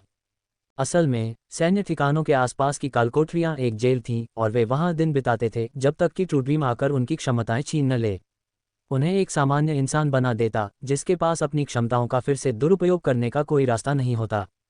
समूह पॉल के पीछे पीछे स्कूल में एक खास जगह पर पहुंच गया। यही प्रशासनिक भवन था और अक्सर दूसरे शिक्षक अपनी बैठकें भी यहीं करते थे। अच्छी बात यह थी कि पॉल ने अब तक अपने किसी भी जनरल या सार्जेंट को मरते नहीं देखा था। क्या वे समय पर सुरक्षित बाहर निकल आए? उसने सोचा। ये यही है। पॉल ने मलबे के नीचे इशारा किया। खुद समेत बाकी लोग भारी सामान उठाने में लग गए। ऐसा करते हुए पॉल ने पाया कि मलबा उसकी कल्पना से कहीं ज्यादा हल्का था। बेशक उसे अपने नए शरीर के साथ तालमेल बिठाने का भी समय नहीं मिला था। भले ही लियो ने उसे हर चीज़ के बारे में बताया हो, लेकिन शब्दों से बहुत कुछ सीखा जा सकता था। इसलिए अभी वह सीखते सीखते की राह पर था। जब अंततः मलबा साफ किया गया तो वहां एक बड़ा जाल दरवाजा जैसा कुछ दिखाई दिया। ये निश्चित रूप से वह स्थान है, पीटर ने कहा। बस जाल का दरवाज़ा पहले जैसा नहीं रहा, वह भी पूरी तरह से नष्ट हो चुका था। दरवाजे मुड़े हुए थे और इमारत का कुछ मलबा अंदर दिखाई दे रहा था। जाल के दरवाजे के पीछे एक उतरती हुई सीढ़ी थी। लाइटें जल रही हैं। लैला ने देखा। क्या अंदर कोई है? शायद वे हमारे सवालों का जवाब दे सकें, क्विन ने आगे बढ़ते हुए कहा और इस बार मोर्चा संभाला जबकि बाकी लोग उसके पीछे चले गए। पॉल, क्विन ने कहा जब उसने देखा कि वह अभी भी ऊपर खड़ा था। वह अभी भी पूरी स्थिति के बारे में सोच रहा था और सच कहूं तो अगर अंदर लोग होते तो वह उनसे नीचे नहीं मिलना चाहता था। अगर उनकी क्षमताएं अभी तक नहीं छीनी गई होती तो वे उससे और बाकियों से बहुत नाराज होते। एक से ज्यादा कारणों से। तुम मेरे साथ आ रहे हो, तुम इस जगह को किसी से भी बेहतर जानते हो, क्विन ने उसे आगे खींचते हुए कहा। सीढ़ियों से नीचे उतरते हुए भी यही हाल था। उन्हें जमीन पर लाशें पड़ी दिखीं, लेकिन पहली बार उन्होंने एक छात्र की वर्दी भी देखी थी। सभी छात्र उसकी ओर देख रहे थे, ये सोच रहे थे कि क्या वे पहचान पाएंगे कि वह कौन है, लेकिन उनमें से कोई भी शव को नहीं पहचान पाया क्योंकि हर जगह जलने के निशान थे, इसलिए ऐसा करना कठिन था। शायद वह साल की शुरुआत से ही यहाँ था या दूसरे वर्ष का छात्र था, लोगन ने कहा। सीढ़ियाँ खत्म होते ही वे आखिरकार वहां पहुंच गए, तथाकथित कालकोठरी में। हालांकि कालकोठरी शब्द का इस्तेमाल करना थोड़ा अजीब था क्योंकि जो नज़ारा वे देख रहे थे वह काफ़ी प्रभावशाली और आधुनिक लग रहा था। वे एक ऐसी जगह में दाखिल हुए थे जिसे सिर्फ एक भूमिगत अड्डा ही कहा जा सकता था। बाहर अड्डे के कुछ हिस्सों को बनाने में जिन सामग्रियों का इस्तेमाल किया गया था वही अंदर भी इस्तेमाल की गई थीं। कमरा बड़ा था और किसी चौकोर आकार के शॉपिंग मॉल जैसा लग रहा था, क्योंकि जब उन्होंने ऊपर देखा तो उन्हें कई मंजिलें ऊपर दिखाई दे रही थीं। प्रत्येक मंजिल पर दोनों ओर कमरे बने हुए थे तथा प्रत्येक मंजिल के अंत में दरवाजे थे जो इस प्रकार दिखते थे मानो वे अलग अलग स्थानों की ओर जाते हों। लगता है यहाँ पूरे स्कूल को अंदर रखने के लिए काफ़ी दरवाजे हैं, फैक्स ने कहा। इतने सारे दरवाजे क्यों बनाए? समूह ने चलना शुरू किया। पॉल आगे चल रहा था और वह इसके पीछे का विचार बता रहा था। इसे इसी तरह डिज़ाइन किया गया था। जब प्यो की शुरुआत हुई तो हमें एहसास हुआ कि अलग अलग लोगों के अलग अलग आदर्श होते हैं। सेना को डर था कि ये आदर्श एक पूरे समूह को गुंडागर्दी करने के लिए राजी कर सकते हैं। इसलिए उन्होंने हमें स्कूल में मौजूद हर छात्र के लिए एक कमरा बनवाने को कहा। शहर के नीचे भी प्रत्येक सैन्यकर्मी के लिए एक अलग स्थान है। तुम कह रहे हो कि लोगों के अलग अलग आदर्श होना बुरा है? क्विन ने पूछा। तुम्हारा तरीका सही है, वरना जेल में बंद कर दिए जाओगे। जब युद्ध छिड़ा हो तो ज़रूरी है कि सबका लक्ष्य एक हो। हमें दुश्मन से लड़ना है, एक दूसरे से नहीं, पॉल ने सख्ती से जवाब दिया, मानो वह खुद को यकीन दिलाने की कोशिश कर रहा था कि अब तक उसने जो किया वह सही था। वे चलते रहे और कमरे के अंदर अब कई लाशें पड़ी थीं। ये लाशें पहरेदारों और छात्रों दोनों की थीं। कमरों के दरवाजे खुले थे और कुछ तोड़े भी गए थे। फिर भी उन्हें अभी तक एक भी जीवित व्यक्ति नहीं मिला था। हालांकि कालकोठरी के अंदर और बाहर के लोगों में एक बड़ा अंतर था। अंदर मौजूद इन शवों पर अलग अलग जख्म थे। हाँ, वे झुलसे हुए थे, लेकिन उनमें छेद भी थे, कुछ के अंग गायब थे, मानो वे दो अलग अलग क्षमता वाले लोगों के साथ दो अलग अलग लड़ाइयों में उलझ गए हों। वोडन किसी और की तुलना में शवों का अधिक ध्यानपूर्वक निरीक्षण कर रहा था और उसने अपनी उंगली अपनी ठोड़ी पर रखी हुई थी, जैसे कि वह किसी बात पर गंभीरता से सोच रहा हो। मुझे बताओ, तुम्हें क्या लगता है यहाँ क्या हुआ? पॉल ने जिज्ञासा से पूछा। शवों को देखते हुए वोडन, जो विभिन्न क्षमताओं में पारंगत था, अपना एक सिद्धांत लेकर आया। ये सिर्फ एक विचार था और किसी से पूछे बिना इसकी पुष्टि करना संभव नहीं था, लेकिन उसने सोचा कि दूसरों को बताने में कोई बुराई नहीं है। अगर हम बाहर पड़े शवों को देखें तो वे सभी झुलसे हुए थे, यहाँ जो हैं वे भी वैसे ही हैं, बस थोड़े अलग हैं। ऐसा लग रहा है जैसे वे पहले किसी युद्ध में शामिल हुए हों। ये स्पष्ट था कि यह किसी क्षमता के साथ किया गया था और ऐसा कुछ करने के लिए एक से ज़्यादा लोगों की ज़रूरत थी, जिसका मतलब था कि उन सभी में एक जैसी क्षमता थी। ऐसा लग रहा था जैसे लोगों का एक समूह बाहर के सैनिकों को मारने आया था, जबकि तहखाने के अंदर कुछ लड़ाई चल रही थी। फिर जब बाहर से घुसपैठिए अंदर आए, तो उन्होंने हर सैनिक पर अपनी क्षमताओं का इस्तेमाल किया ताकि यह सुनिश्चित हो सके कि वे मारे जाएं। ऐसे बहुत कम लोग हैं जिनमें सेना का सामना करने की ताकत है, भले ही वह सिर्फ एक ही बेस हो। अगर मैं अंदाज़ा लगाऊं तो वह या तो बिग फोर की अग्नि क्षमता होगी या बिग फोर की बिजली जैसी क्षमता। हो सकता है कि उनके जैसी शक्ति वाला कोई और गुट हो, लेकिन मैं किसी और के बारे में नहीं सोच सकता जो ऐसा कर सके। वोर्डन ने जब ये आखिरी शब्द कहे तो उसने अपना निचला होंठ थोड़ा सा काटा था, क्योंकि उसने थोड़ा झूठ बोला था। एक और परिवार था जो ऐसा कर सकता था, वह उसका अपना परिवार था। लगता है मैं और तुम एक ही तरह से सोच रहे हैं, पॉल ने कहा। वह समझ गया कि वोर्डन बहुत ही चौकस इंसान था, उन सब में सबसे ज्यादा। लेकिन बड़े चार अचानक हमला क्यों कर देंगे? लैला ने पूछा। मतलब, अगर बड़े परिवार इकट्ठे होते तो मैं समझ सकती हूँ, लेकिन अगर वोर्डन की बात सच है तो यह एक ही परिवार का काम था। अभी क्यों? यही तो हम जानने की कोशिश कर रहे हैं, क्विन ने कहा। समूह चलता रहा और अब वे मुख्य क्षेत्र से बाहर आ गए थे। अब कैदियों के लिए कोई कोठरी नहीं थी, बल्कि सिर्फ कमरे थे जिनमें अलग अलग चीज़ें थीं। कुछ में जंजीरों से बंधी कुर्सियां और मेज़ें थीं। कुछ कमरे तो ऐसे लग रहे थे जैसे तरह तरह के खेलों से भरे हों। ये सब देखकर लैला को बिल्कुल अच्छा नहीं लग रहा था। उसे प्यो में बिताए अपने समय की बहुत याद आ रही थी। वे भी ऐसी ही चीज़ें करते थे।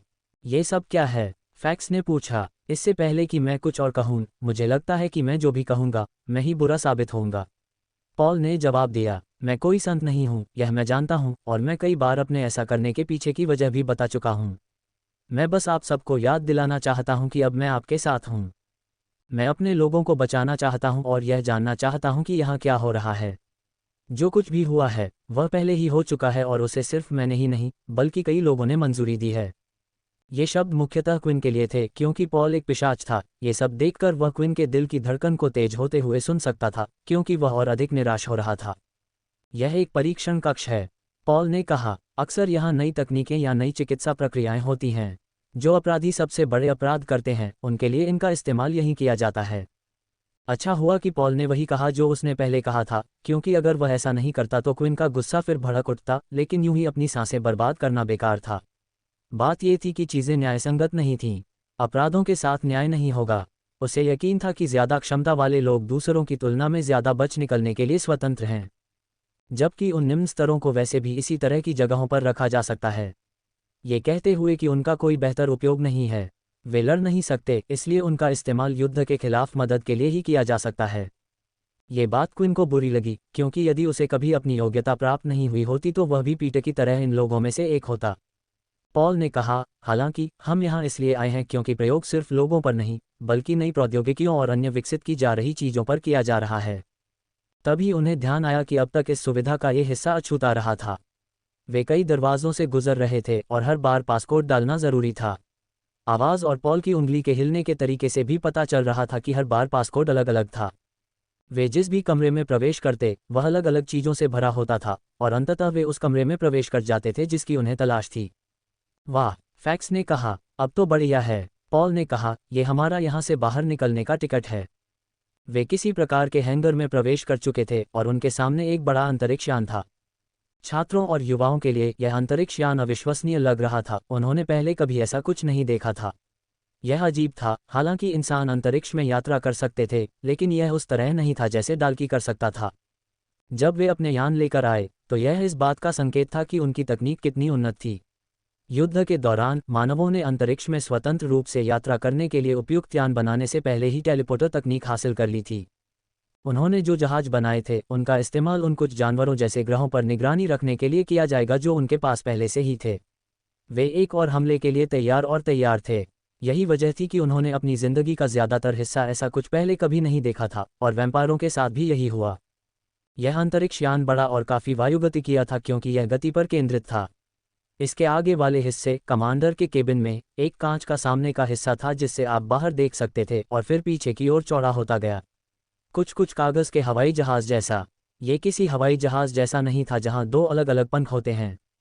जहाज का पिछला हिस्सा थोड़ा बड़ा और मोटा था क्योंकि इसमें 3 विशाल थ्रस्टर्स लगे थे जो इसकी मुख्य चालक शक्ति थे, जबकि नियंत्रण के लिए अन्य क्षेत्रों में छोटे थ्रस्टर्स भी लगे थे। यह एक नया मॉडल है जो अभी परीक्षण के दौर में है, लेकिन यह एक लड़ाकू जहाज है, पॉल ने समझाया। जब तक यह अछूता रहेगा इसमें कुछ चीज़ें ज़रूर होंगी, हथियार, मेका सूट, कुछ अन्वेषण वाहन। इसमें कुछ पोर्टेबल टेलीपोर्टर भी होने चाहिए। हालांकि उनके सभी गंतव्य इसी स्थान पर वापस आते हैं, लेकिन वे काफ़ी हद तक बेकार हैं। बाकी लोग इंतज़ार नहीं कर पा रहे थे और उस तरफ दौड़ पड़े। पॉल एक तरफ दूसरे टर्मिनल की तरफ चला गया। कोड डालने और स्कैनर पर हाथ रखने के बाद सभी को नीचे अचानक कंपन महसूस हुआ। क्या हो रहा है? लैला ने अपना संतुलन बनाने की कोशिश करते हुए कहा। धीरे धीरे अंतरिक्ष यान समेत सभी लोग जमीन से ऊपर उठने लगे। वे धीरे धीरे ऊपर की ओर बढ़े और ऊपर 2 पैनल खिसकने लगे और तेज धूप उनमें से होकर चमकने लगी। जब वे अंततः शीर्ष पर पहुंचे तो उन्होंने देखा कि वे मध्य क्षेत्र में थे जो सभी इमारतों के बीच में था। क्या हम चलें? पॉल ने जहाज की ओर इशारा करते हुए कहा। क्विन को मानना पड़ा कि वह भी उत्साहित था और सब जहाज की ओर दौड़ने लगे। पॉल ने उन्हें वह चीज़ सौंप दी थी जिसे जहाज की चाबियां माना जा रहा था। वह एक छोटा सा रिमोट जैसा उपकरण था। उस पर कई बटन थे और उसे इस्तेमाल करना थोड़ा मुश्किल लग रहा था। हालांकि अप्रत्याशित रूप से उसे उस अजीब रिमोट का इस्तेमाल करना सीखने में उसकी प्रणाली ने मदद की थी। निरीक्षण कौशल का इस्तेमाल करके उसने उसे बताया कि अजीब रिमोट का हर बटन क्या करता है। फिर एक बटन दबाने पर जहाज खुल गया और एक रैंप जमीन पर उतरने लगा जिससे सभी लोग जहाज पर चढ़ सकते थे। वहां कोई टूर जैसा कुछ नहीं था, सब बस इधर उधर भाग रहे थे, जहां मन करे जा रहे थे, अंदर की हर चीज़ देख रहे थे। बाहर से तो ये बड़ा लग रहा था और अंदर जाने पर और भी बड़ा लग रहा था। जहाज में घुसते ही आपको मुख्य क्षेत्र दिखाई देता था। यह ज़्यादातर एक बड़ी खाली जगह थी जिसके अंदर ज़्यादा कुछ नहीं था, लेकिन इस कमरे में बाएं और दाएं कई स्वचालित दरवाजे थे। ये कुछ खास जगहों पर फैल जाता था, जैसे एक बड़ी कैंटीन, सबके लिए सोने की जगह, एक प्रशिक्षण कक्ष, एक शोध कक्ष और भी बहुत कुछ। जैसे जैसे वे एक कमरे से दूसरे कमरे में जाते हर कोई और भी उत्साहित होता जाता। ऐसा लग रहा था जैसे पूरे स्कूल के संकाय एक जगह सिमट गए हों। सबके चेहरे ऐसे देखकर पॉल का दिल थोड़ा गर्म हो गया। उसे बुरा तो लगा था, लेकिन इस पूरे समय वह सिर्फ सर्वोच्च सेनापति को खुश करने और इस लंबी लड़ाई को जीतने के बारे में ही सोच रहा था। उसे आराम करने का भी समय नहीं मिला था। एक कमरे में उन्हें कई वर्दियां मिलीं और उनका डिज़ाइन ऐसा था जिससे वे ज़्यादा परिचित नहीं थे। वे सभी अभी भी वही कपड़े पहने हुए थे जो उन्होंने 10वें महल से उधार लिए थे और जो उस जमाने के हिसाब से बिल्कुल भी जंच नहीं रहे थे। इसलिए उनमें से हर एक ने कपड़े बदलने का फैसला किया। ये पोशाक नवीनतम तकनीक से बनाई गई थी और सांस लेने लायक हवा में बनाई गई थी। यह उच्च गुणवत्ता वाली सामग्री से बनी थी और मानव शरीर के तापमान को नियंत्रित करती थी। इसका डिज़ाइन मुख्यतः नीले और भूरे रंग का था और इसमें नीले तरल की छोटी छोटी रोशनियां लगी थीं जो सूट को नियंत्रित करती थीं।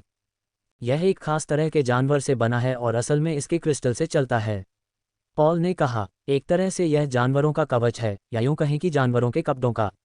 यह नए सैनिकों के लिए एक और प्रोटोटाइप है, यह आपको कुछ सुरक्षा भी देगा। समस्या ये थी कि जिस जानवर से इसे बनाया गया था वह मिलना बहुत दुर्लभ था, इसलिए इस परियोजना को बंद कर दिया गया। हमारे पास जो कुछ भी है वह उसी से बना है, पॉल ने बताया। वहाँ सब कुछ देखकर लग रहा था कि लगभग 100 सूट हैं। पहला क्षेत्र देखने के बाद सभी लोग बड़े मुख्य कमरे में फिर से मिले और नए कपड़े पहने। पुल पर जाने का समय हो गया था। ये पुल मुख्य कमरे को अंतरिक्ष यान के आगे वाले कमांड सेंटर से जोड़ता था। वे सब एक बड़े, गोल, गुंबदनुमा पारदर्शी कमरे में पहुंच गए। ऐसा लग रहा था जैसे इसमें एक साथ लगभग 500 लोग समा सकते हैं। फिर अगर आगे पीछे जाना हो तो बस कमरे के अंदर लगे कंट्रोल बटन को दबाना होता था। अचानक यह आगे बढ़ने लगा और वे जहाज के बीचों बीच चलने लगे। शीशे से झांककर वे नीचे देख सकते थे जो भंडारण कक्ष था। वहाँ बाकी सारी चीज़ें रखी थीं, गाड़ियाँ, मेज और दूसरी चीज़ें। ये बहुत ही अच्छा और अजीब लग रहा था कि जिन छात्रों ने अभी तक अपनी सैन्य ट्रेनिंग पूरी नहीं की थी वे अचानक इतने उन्नत और महंगे प्रोजेक्ट पर काम कर रहे थे। क्विन सोच भी नहीं सकता था कि ऐसा कुछ बनाने में कितना पैसा और सामान लगा होगा। ये सब भविष्य के युद्ध की तैयारी में है। आखिरकार पुल रुक गया और खुल गया। वे मुख्य कमांड रूम में पहुंच गए थे। यह एक गोलाकार आकार का बना हुआ था। एक छोटा सा मंच था जो आगे बढ़ने पर बाहर की ओर खुलता था और जिससे वे कांच की खिड़की से बाहर सब कुछ पूरी तरह से देख सकते थे। फिर दोनों तरफ से नीचे उतरती हुई सर्पिल सीढ़ियां कई टर्मिनलों तक जाती थीं, जिन पर स्क्रीन और तरह तरह के बटन लगे थे। ये सब इतना जटिल लग रहा था कि वे इसके साथ कुछ भी नहीं कर सकते थे। चारों ओर देखने के बाद आखिरकार वे सब वापस प्लेटफॉर्म क्षेत्र में आ गए, जहां बीच में एक डिजिटल टेबल रखी थी। यह एक ऐसी टेबल थी जिस पर ऐसे प्रोजेक्शन लगाए जा सकते थे जो नक्शों और चीज़ों के 3D होलोग्राम दिखा सकते थे। हालांकि उनमें से किसी को भी इसका इस्तेमाल करना नहीं आता था। जगह जगह घूमते हुए बटनों को छूने का मन तो कर रहा था, लेकिन ऐसा न करना ही बेहतर था। एक समस्या है, पॉल ने कहा जब सब लोग मेज़ के चारों ओर खड़े हो गए। मुझे नहीं पता कि इसे कैसे उड़ाया जाता है, और आमतौर पर इसे चलाने के लिए काफ़ी बड़ी टीम की ज़रूरत होती है। और तुमने हमें अभी बताने का फैसला किया है, पीटर ने निराश होकर कहा।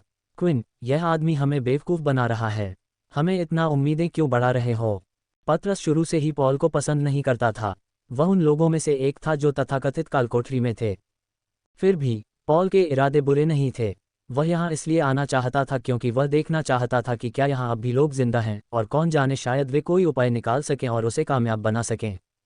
मुझे लगता है हम ठीक हो जाएंगे, लोगन ने कहा। जैसे ही उसके दोनों हाथ डिजिटल मैप पर दबे, उसने अपनी आंखें बंद कर लीं और उसे महसूस हुआ। उसे लगा जैसे पूरा जहाज उससे बात कर रहा हो, मानो वो जिंदा हो। उसे बहुत दिनों से ऐसा महसूस नहीं हुआ था। पिशाचों के घर की बहुत सी मशीनों ने उसे ठुकरा दिया था, लेकिन काफ़ी समय बाद पहली बार ये मशीन उसे स्वीकार कर रही थी। ऐसी चीज़ को नियंत्रित करने के लिए उन्हें किसी दल की ज़रूरत नहीं थी। वो ये सब खुद कर सकता था। लाइटें जल रही थीं, तथा कई चीज़ों के क्लिक करने की आवाज़ें सुनाई दे रही थीं, तथा इंजन गर्म होने लगा था। चूंकि अंतरिक्ष यान का इस्तेमाल काफ़ी समय से नहीं हुआ था, इसलिए उसे गर्म होने में थोड़ा समय लगेगा, और लोगान को ये सुनिश्चित करना होगा कि उसका हर हिस्सा उससे संवाद कर रहा हो। इसमें थोड़ा समय लगेगा और पहली बार में यह मुश्किल भी था, लेकिन आखिरकार वह इसे समझ जाएगा और उन्हें अपने हाल पर छोड़ देगा। उसे समय समय पर केवल तभी वापस आना होगा जब वह प्रत्येक घटक को दिए जाने वाले निर्देशों में परिवर्तन करना चाहेगा। अगली बात यह है कि अब हम कहाँ जाएं? वोर्डन ने पूछा। हमें यह मानकर चलना होगा कि शायद दूसरे सैन्य अड्डे पर भी इसी तरह हमला हुआ होगा। क्या जहाज़ पर कोई संचार उपकरण नहीं है? हाँ, लोगन ने जवाब दिया। क्या हमें संपर्क करने की कोशिश करनी चाहिए? रुको, क्विन चिल्लाया। अभी नहीं, मुझे लगता है कि हमें किसी भी व्यक्ति को ढूंढने की कोशिश करनी चाहिए जो पहले देख सके कि क्या हो रहा है। लोगों को ये समझाना मुश्किल होगा कि हम हमले में कैसे बच गए और क्या सेना ने कब्जा कर लिया है। शायद हम उन्हें बस ये याद दिला रहे हैं कि हम जिंदा हैं। मेरा सुझाव है कि हम सबसे नज़दीकी मानव बस्ती ढूंढने की कोशिश करें। शायद कोई शहर ही हो। अगर हमें कोई परेशानी हुई तो मैं उन्हें अपने क्लियरेंस कोड दे सकता हूँ, पॉल ने कहा। लोगन उस पर था, अंतरिक्ष यानों के डेटाबेस तक पहुंच रहा था, उसके पास विश्व मानचित्र और वे कहाँ थे इसकी जानकारी थी। मुझे समझ आ गया, लोगन ने कहा, लेकिन तुम्हें ये पसंद नहीं आएगा क्विन। हमारे सबसे नज़दीकी शहर ड्रीमलैंड है। ये शहर जैक ट्रू ड्रीम के स्वामित्व में था। नहीं, हम वहाँ नहीं जा सकते, पीटर ने विरोध में चिल्लाया, जब तक कि हम वहाँ उसकी गांड पर लात मारने और उसके अंडकोश बाहर निकालने के लिए नहीं जा रहे हैं। पीटर की बात सुनकर कमरे में सब खामोश हो गए। जैक का नाम सुनकर वह थोड़ा गुस्से में आ गया था, लेकिन क्विन को मानना पड़ा। जब उसने इस बारे में सोचा तो उसे भी ऐसा ही लगा। जैक जैसा क्रूर व्यक्ति बिग फोर का हिस्सा था। उसका गुट इतना बड़ा था कि उसके पास एक मानव शहर था। बाकी गुटों की तुलना में उसके सदस्यों की संख्या सबसे ज्यादा थी। इसके अलावा उसका सेना से भी गहरा नाता था। एक तरह से वह बिग फोर के बाकी सदस्यों से ज्यादा अछूत था। मुझे पता है तुम लोग उसके बारे में कैसा महसूस करते हो, लेकिन हम वहाँ उसके साथ मिलकर काम करने नहीं जा रहे, पॉल ने कहा। हमें बस ये पता लगाना है कि क्या हुआ। अगर किसी तरह युद्ध छिड़ भी गया तो ये हमारे लिए सबसे सुरक्षित जगहों में से एक होगी। याद रखना, तकनीकी तौर पर तुम सब अभी भी सेना का हिस्सा हो। मेरे और जैक के बीच बहुत करीबी रिश्ता है। अगर वह हमें आते हुए देख लेता है तो मैं उससे बता सकता हूँ कि मैं उससे मिलने क्यों आया हूँ। तुम लोग जहाज पर ही रह सकते हो। क्विन ने कुछ देर सोचा, क्या ये वाकई ठीक रहेगा? उन्हें तो बस जानकारी चाहिए थी, और वे तब तक वहीं रुक सकते थे जब तक उन्हें समझ न आ जाए कि क्या हो रहा है। पॉल के साथ वह उन्हें टेलीपोर्टर का इस्तेमाल भी करवा सकता था। नहीं, एक अप्रत्याशित आवाज़ ने विरोध किया, और वह आवाज़ काज की थी। मुझे बताया गया है कि उस आदमी को हमारी नज़रों से ओझल नहीं होने दिया जा सकता। वह अकेले अंदर नहीं जा सकता। मैं उसके साथ जाऊंगा। अब हालात और बिगड़ते जा रहे थे। क्विन उन दोनों को जैक से मिलने नहीं दे सकता था। क्विन को अभी भी अंदाज़ा नहीं था कि वह कितनी बेकाबू हो सकती है। हो सकता है एक गलत बात और झगड़ा शुरू हो जाए। लेकिन वह समझता था कि हो सकता है पॉल जैक को सब कुछ बता दे और बदले में वह सुप्रीम कमांडर को इसकी सूचना दे दे। फिर वह सोचने लगा कि क्या उसे उन तीनों के साथ जाना चाहिए जबकि बाकी लोग जहाज पर इंतजार कर रहे हैं। लेकिन क्विन के मन में कुछ अंधेरे विचार आने लगे।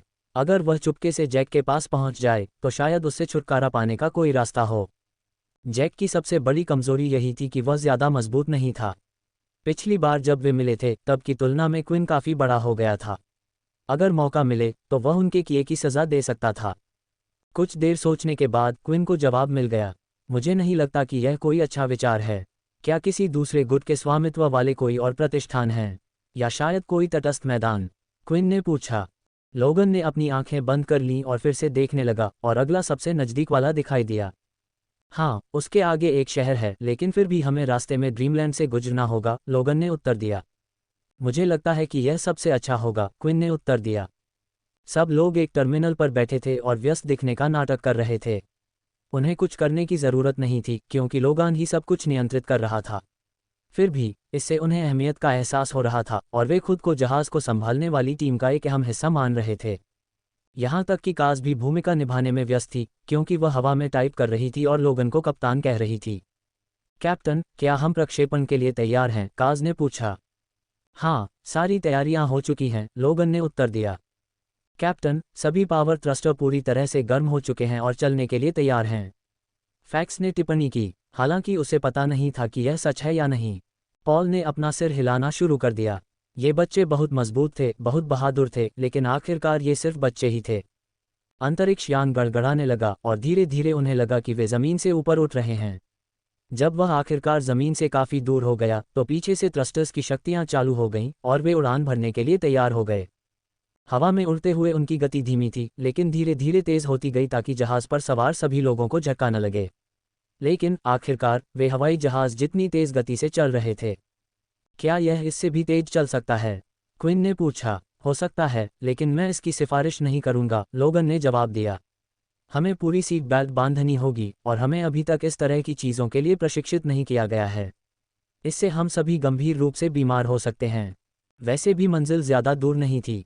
कम से कम एक अंतरिक्ष यान के लिए तो उन्हें समुद्र के ऊपर अभी भी मीलों सफ़र करना था, बस इंतज़ार ही कर सकते थे। जहाज़ को हवाई जहाज़ के मुकाबले चलाना ज़्यादा आसान था और वह अचानक गति भी कर सकता था। ऊपर नीचे हिलता डुलता, अपने आकार के हिसाब से जल्दी जल्दी लिखना मुश्किल था। तुम अपने गंतव्य स्वप्नलोक शहर पहुंच गए हो, एक आवाज़ आई। यह एक धीमी महिला की आवाज़ थी और जहाज़ की आवाज़ थी। लोगन ने क्विन की ओर देखा, सोच रहा था कि वह क्या करना चाहता है। चलो बस एक नज़र डालते हैं, क्विन ने कहा। मुझे अभी भी नहीं लगता कि यह अच्छा विचार है, लेकिन चलो एक बार ड्राइव करके देखते हैं। हो सकता है कि अगर कोई लड़ाई छिड़ जाए तो उन पर भी असर पड़े।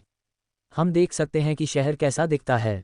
जहाज आसमान से नीचे उतरने लगा, लेकिन पूरी तरह से नहीं, हवा में एक उचित दूरी पर। फिर भी वे अब बादलों में नहीं थे और शीशे की जाली के बाहर और किनारों से नीचे तक साफ देख सकते थे। मुझे कुछ भी दिखाई नहीं दे रहा है, सिया ने अपना सिर शीशे से सटाते हुए कहा। हाँ, क्या ये शहर नहीं है? ट्रू ड्रीम किसी आलीशान टावर में तो नहीं रहता, लैला ने कहा। अब तक तो हमें वह दिख ही जाना चाहिए था। वह करता है, पॉल ने धीरे से कहा, वह भी अन्य लोगों की तरह भ्रमित था। क्या आपको यकीन है कि हम सही जगह पर हैं? वोडन ने पूछा। हाँ, लोगन ने जवाब दिया, नक्शे के अनुसार यह यहीं होना चाहिए।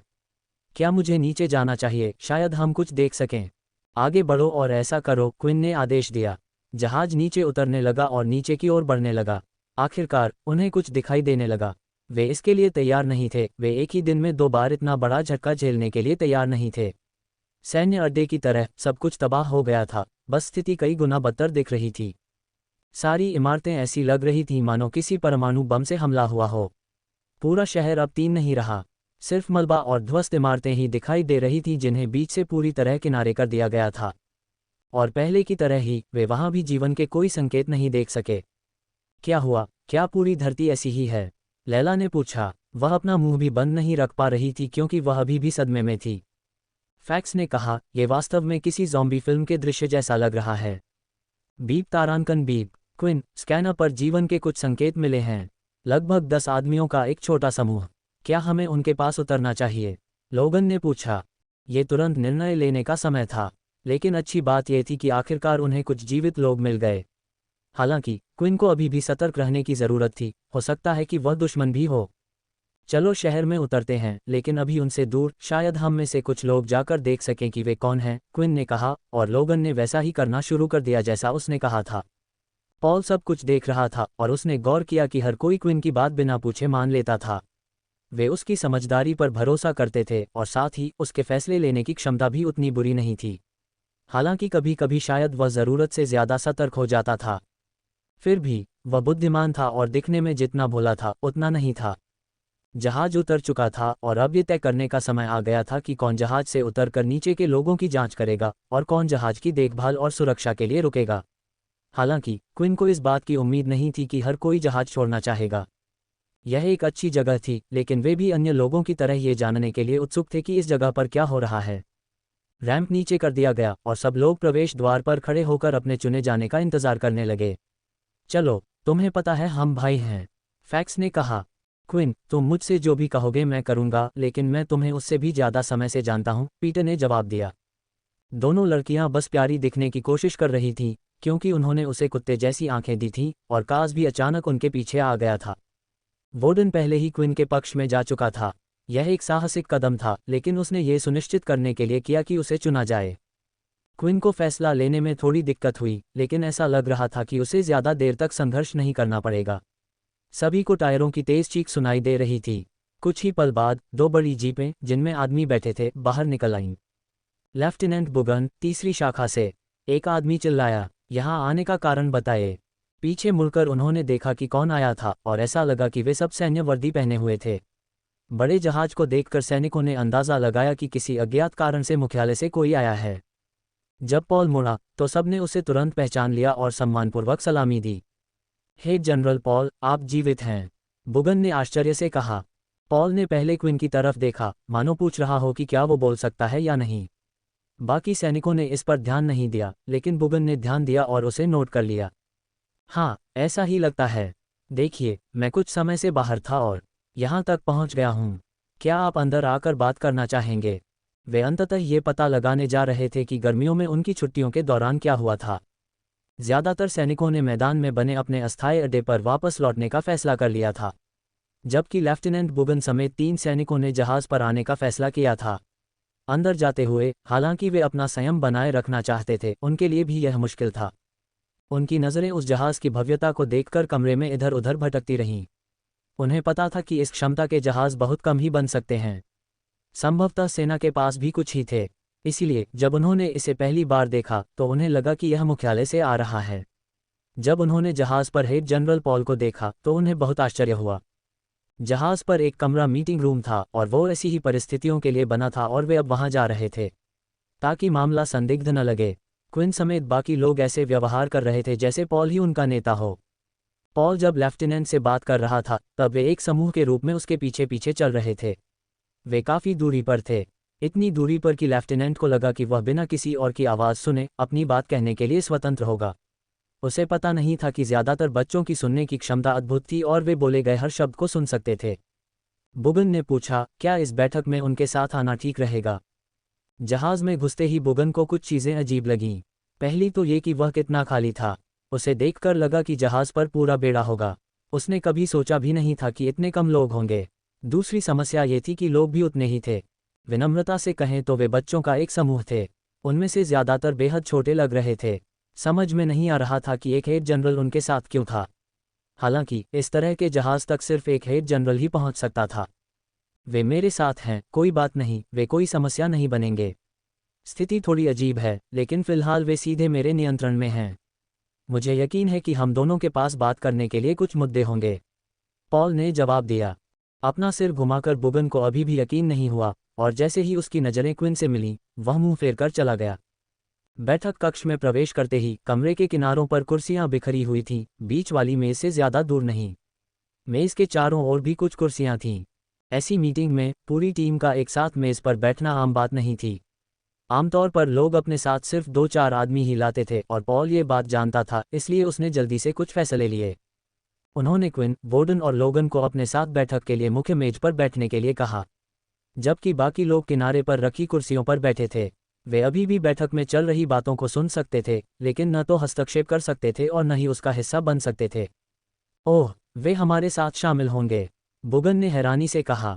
दरअसल वह नहीं था, लेकिन जानना चाहता था कि क्या इन्हें चुनने के पीछे कोई खास बात है।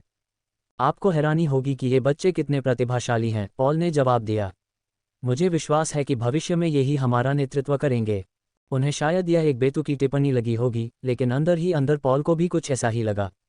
उसे सचमुच लगता था कि ये तीनों उन बाकी छात्रों से अलग हैं जिनसे वह पहले मिल चुका था।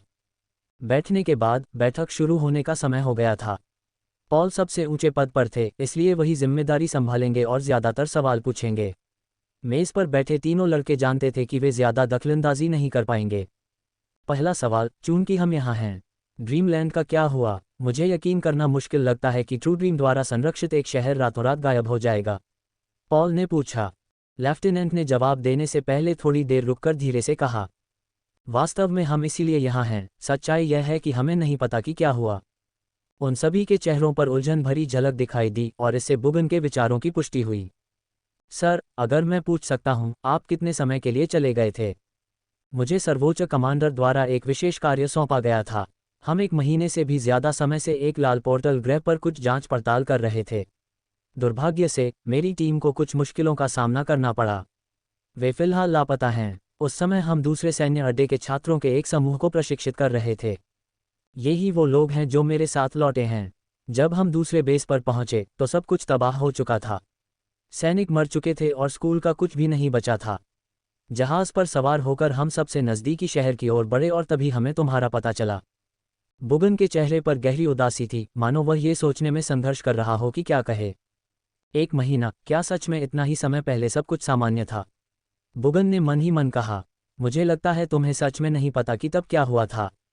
उसकी आवाज़ से ऐसा लग रहा था कि यह बात गंभीर है और बाकी लोग ध्यान से सुन रहे हैं। ये जानकर आपको शायद हैरानी हो, लेकिन इतने कम समय में ही बहुत कुछ बदल गया है। मुझे यकीन है कि ज़्यादातर लोग यही चाहते होंगे कि हम अब भी वैसे ही रहें जैसे 2 महीने पहले थे। दरअसल सब यहीं से शुरू हुआ था और इसीलिए हमें जांच के लिए भेजा गया था। सब कुछ सामान्य रूप से चल रहा था और एक दिन अचानक ड्रीमलैंड शहर गायब हो गया। ये पूरी तरह से गायब हो गया। हमने शुरुआती जांच की और जो आप अब देख रहे हैं वही हमने नीचे देखा था। पूरा शहर तबाह हो गया था। पॉल के हाथों में पसीना आने लगा था। उसके दिमाग में कई सवाल घूम रहे थे। 4 बड़े लोगों में से एक, ये किसने किया? और ट्रू ड्रीम का क्या हुआ? क्या वो अभी भी जिंदा है? निराशा से सिर झुकाए बुगन ये रिपोर्ट करते हुए अपने वरिष्ठ की ओर देख भी नहीं पाए। हमें नहीं पता कि यह किसने किया। जहां तक ट्रू ड्रीम की बात है, वह अभी लापता है। हमें लगता है कि वह मर चुका है, इस शहर के बाकी सभी लोगों की तरह। ड्रीमलैंड का एक भी निवासी जीवित नहीं मिला है। फैक्स और कास को असल में समझ नहीं आ रहा था कि क्या हो रहा है, लेकिन दूसरे चेहरों के भाव देखकर लग रहा था कि मामला काफी गंभीर था। कम से कम फैक्स को एक बात समझ आ गई थी, एक पूरा शहर तबाह हो गया था और उन्हें जरा भी अंदाजा नहीं था कि ये किसने किया। बस यही सोचकर डर लग रहा था। इससे भी अधिक डरावनी बात यह थी कि उसे यह एहसास ही नहीं था कि यह शहर मानव जगत की सबसे शक्तिशाली शक्तियों में से एक के स्वामित्व में है। अपनी मुट्ठी कसते हुए पॉल को अब एहसास हुआ कि वह क्यों कह रहा था कि दुनिया बदल गई है। उन्होंने कई सिमुलेशन चलाए थे, कई योजनाएं बनाई थीं। सेना जिस तरह से काम करती थी उसमें वे ट्रू ड्रीम की शक्ति पर बहुत ज़्यादा निर्भर थे। यही एकमात्र चीज़ थी जो इतने सारे लोगों को नियंत्रण में रखती थी और उनके अतिवादी तरीकों का पालन करने पर मजबूर करती थी। अगर ट्रू ड्रीम गायब हो जाए तो क्या होगा? दुनिया गृहयुद्ध में है, पॉल ने धीरे से कहा। सभी सैनिक चुपचाप सिर हिलाकर अपनी सहमति दे सकते थे। क्विन को यकीन ही नहीं हो रहा था। उसके सबसे नफरत करने वालों में से एक यूं ही चला गया। उसे समझ नहीं आ रहा था कि क्या करे। उसे समझ नहीं आ रहा था कि क्या करे और क्या हो रहा है। क्या एक इंसान के जाने से दुनिया पर इतना असर पड़ता है? फिर भी मेज पर बैठते ही उसने एक बात नोटिस की। उसे एक व्यक्ति की धड़कन सुनाई दे रही थी जो बाकियों से ज्यादा तेज और तेज थी। ये किसी ऐसे व्यक्ति की धड़कन थी जिसकी उसे उम्मीद नहीं थी। वह वोर्डन था। क्या उसे कुछ पता है वह क्यों घबरा रहा है? वोर्डन को एक बात तो पता थी, ट्रू ड्रीम पर इस तरह से हमला करने वाली बहुत कम शक्तियां थीं। वह किसी और परिवार के बारे में सोच भी नहीं सकता था जो बिना किसी को पता चले पूरे शहर को मिटा दे। उसे 100% यकीन था कि इसमें ब्लेड्स का हाथ है, लेकिन अभी भी कुछ ऐसा था जो समझ में नहीं आ रहा था। स्कूल पर, वोर्डन ने अचानक कहा, सैन्य अड्डे पर हमला किसने किया? आमतौर पर किसी छात्र का अपने वरिष्ठ अधिकारी से ऐसा सवाल पूछना अपमानजनक माना जाता था, लेकिन बर्गन समझ गया कि छात्रों पर इस खबर का असर हुआ है। अगर वे अचानक वापस आकर यह बात सुनते तो कौन नहीं होता, इसलिए उसने इसे अनदेखा कर दिया। ट्रू ड्रीम के लापता होने के बारे में सबसे पहले सेना को पता चला। बेशक हमने इसे दूसरे परिवारों और अपने सैनिकों से छुपाने की पूरी कोशिश की, लेकिन क्या आप सोच सकते हैं कि इतनी बड़ी बात को छुपाने की कोशिश करना नामुमकिन था? ये नामुमकिन था और इसमें बस कुछ ही समय लगा। सर्वोच्च कमांडर ने भविष्यवाणी की थी कि जल्द ही कोई न कोई कदम उठाएगा। उसे नहीं पता था कि कौन और कब, इसलिए उसने खुद ही कदम उठाने शुरू कर दिए। महत्वपूर्ण लोगों और उपकरणों को बेस से मुख्य मुख्यालय और फिर पहले बेस तक ले जाना। यह जरूरी था कि सब कुछ एक साथ न किया जाए, इससे दूसरे परिवारों को पता चल जाता कि क्या होने वाला है। जैसा कि अनुमान लगाया गया था, शक्तिशाली सेनाओं में से एक ने पहला कदम उठाया। ये 4 बड़े, या यूं कहें कि 3 बड़े में से एक था। उन्होंने एक एक करके हर अड्डे पर हमला किया और उन लोगों को आज़ाद कराया जो कालकोठरी में बंद थे। कौन सा परिवार? वोर्डन ने अपनी आवाज़ में थोड़ी घबराहट के साथ पूछा। ये ग्रेलाश परिवार था, बुगन ने उत्तर दिया। इस नाम ने क्विन की पुरानी यादें ताज़ा कर दीं।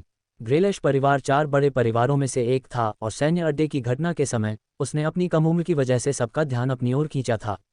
ग्रेलैश परिवार के इतिहास में सबसे कम उम्र का नेता। अब पीड़ितों के शरीर पर झुलसने के निशान समझ में आ रहे थे। ये निशान बिजली की वजह से आए थे। चारों बड़े परिवारों में से ग्रेलैश परिवार को आक्रामक परिवार नहीं माना जाता था। उन्होंने दूसरों के काम करने के तरीके पर कोई सार्वजनिक चिंता नहीं जताई, नहीं वे किसी खास व्यक्ति से पूरी तरह सहमत दिखे। सनशील्ड्स जैसे कुछ अन्य परिवारों के विपरीत जो हर किसी के साथ झगड़ा करते थे। यही वजह थी कि ज्यादातर लोगों को ये जानकर हैरानी हुई कि ग्रेलैश परिवार ही कार्रवाई करने वाला था, या कम से कम सबसे पहले कार्रवाई करने वाला। क्या हमें ऐसा करने का कारण पता है? पॉल ने पूछा। यह अजीब लगता है कि वे एक एक करके हर अड्डे पर जा रहे थे, सिर्फ उन्हें काल कोठरी से आज़ाद कराने के लिए। ऐसा लग रहा था जैसे वे किसी को ढूंढ रहे हों। शायद कोई नहीं, बुगन ने जवाब दिया। सबके अपने अपने सिद्धांत होते हैं, लेकिन सर्वोच्च कमांडर ऑस्कर सबसे अलग सोचता है। जब ग्रेलैश परिवार के बुजुर्ग की मृत्यु हुई तो उनकी जगह एक युवा नवोदित को लाया गया। तब से वे हमारे साथ सहयोग करने में असमर्थ रहे हैं।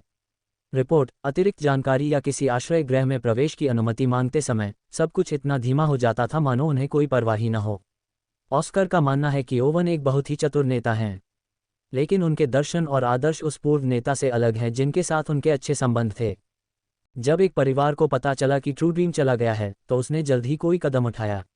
उसे पता था कि गृहयुद्ध छिड़ जाएगा। हर बड़ा गुट बराबर ताकतवर है। लोकपाला बदलने लगेंगे और लोगों को अपनी ओर आकर्षित करने के लिए कैदियों को रिहा करने से बेहतर और क्या तरीका हो सकता है?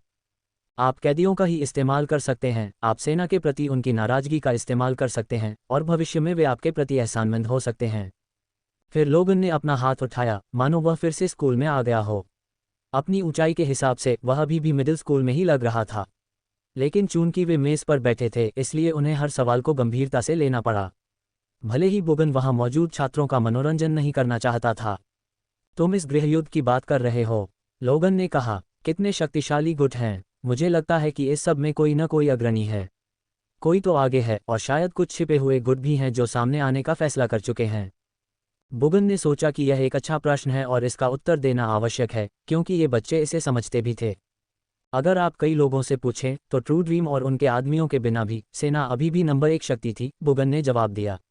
यह अभी भी वही थी जिस पर लोग सबसे ज्यादा भरोसा करते थे, लेकिन अब ये बदलने लगा है। हमलों के बाद लोग तेजी से दूसरे गुटों में शामिल होने लगे और सेना की ताकत कमजोर हो गई। अब लोगों पर हमारी पकड़ नहीं रही। यह एक अराजक युग है जहां आप तय करते हैं कि आप कहां रहना चाहते हैं।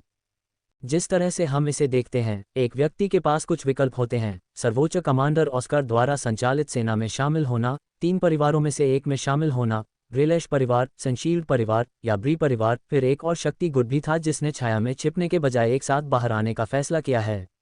शुद्ध जो कुछ भी हुआ उससे उन्हें सबसे ज्यादा फायदा हुआ। उन्होंने खुद को सार्वजनिक कर दिया, किसी को भी अपने साथ शामिल करने को तैयार हो गए। कुछ मध्यम आकार के गुटों ने मिलकर काम किया। इससे वे कुछ समय के लिए प्रमुख शक्तियों में से एक बन गए और उन्होंने प्यो को हराने की कोशिश की। प्यो ने उन्हें पूरी तरह से खत्म कर दिया, जिससे उन्हें और भी फायदा हुआ। ये सुनकर लैला को स्वयं भी थोड़ी घबराहट महसूस होने लगी। दाल्की के बारे में क्या? क्विन ने पूछा। क्या उन्होंने इस पर कोई प्रतिक्रिया दी है? सबको पता था कि दल्की उन पर नजर रखे हुए थे। शायद उनके लिए काम करने वाले कुछ इंसान भी थे, वो इंसान जो उनकी ताकत देखकर युद्ध जीतने की उम्मीद नहीं कर रहे थे। नहीं, वे नहीं आएंगे, पॉल ने जवाब दिया। वे क्यों आएंगे? अगर इंसान लड़ रहे हैं और खुद को मार रहे हैं तो वे या तो तब आएंगे जब हम सबसे कमज़ोर होंगे या जब हम संभलने की कोशिश कर रहे होंगे। अगर वे अभी आएंगे तो इससे इंसानों को फिर से एकजुट होने और साथ मिलकर लड़ने का मौका मिलेगा। यह अनुमान लगाना तो सही था, लेकिन उन्हें वह नहीं पता था जो क्विन और बाकी लोग जानते थे, कि डाल्की को पिशाचों ने बनाया था। कौन जाने डाल्की द्वारा इंसानों पर हमला करने की असली वजह क्या थी। बुगन ने अपनी व्याख्या जारी रखते हुए बताया कि वर्तमान विश्व कैसा है। हर गुट अब इन ताकतवरों में से किसी एक के अधीन है। कोई भी पक्ष एक दूसरे की मदद नहीं कर रहा है, लेकिन साथ ही कोई भी दूसरे पक्ष पर पूरी तरह से हमला भी नहीं कर रहा है। इस गतिरोध में एक तरह की होड़ सी चल रही है। सबसे पहले लोगों को अपने पक्ष में करने की कोशिश। बड़े घरानों, सेना वगैरह के नीचे के उपगुट बड़े पैमाने पर भर्ती कर रहे हैं, जिन्हें हम वॉन्डरर्स कहते हैं, उन्हें भर्ती करने की कोशिश कर रहे हैं। इन लोगों ने अभी तक कोई पक्ष नहीं चुना है, लेकिन उन्हें जल्दी से शामिल किया जा रहा है। दुर्भाग्य से, अगर मैं आपसे ईमानदारी से कहूं तो इस मामले में सेना सबसे ज़्यादा नुकसान झेल रही है। उनमें से कई अब हम पर विश्वास नहीं करते। सिर्फ एक चीज़ जो कई लोगों को रोके हुए है, वह है उनके पास ज़मीनी क्षमता। खुद को बचाने और मजबूत बनने का एकमात्र तरीका हमारे साथ रहना है। ये सुनकर क्विन को सेना की कोई खास चिंता नहीं हुई। उसे लगा कि जो कुछ भी उनके साथ हो रहा है, उसके लिए वे उसी के हकदार हैं। और अन्य तरीके? पॉल ने पूछा। ये जानवरों वाले ग्रह हैं, बुगन ने जवाब दिया। नए उपकरणों की तलाश। अब पोर्टल्स पर पहले जैसी सख्ती नहीं रही और गुट एक ग्रह से दूसरे ग्रह पर जाकर सबसे ऊंचे दर्जे के जानवर की तलाश में भटक रहे हैं। जब प्यो पर हमला हुआ तो सभी ने एक राक्षसी स्तर के हथियार की ताकत देखी। इसलिए हर गुट एक हथियार पाने की कोशिश कर रहा है, लेकिन अभी तक एक भी नहीं मिला है। वे हमारे अनुमान से कहीं ज़्यादा दुर्लभ हैं और किसी ने भी डाल्की के ग्रह पर कदम रखने की हिम्मत नहीं की।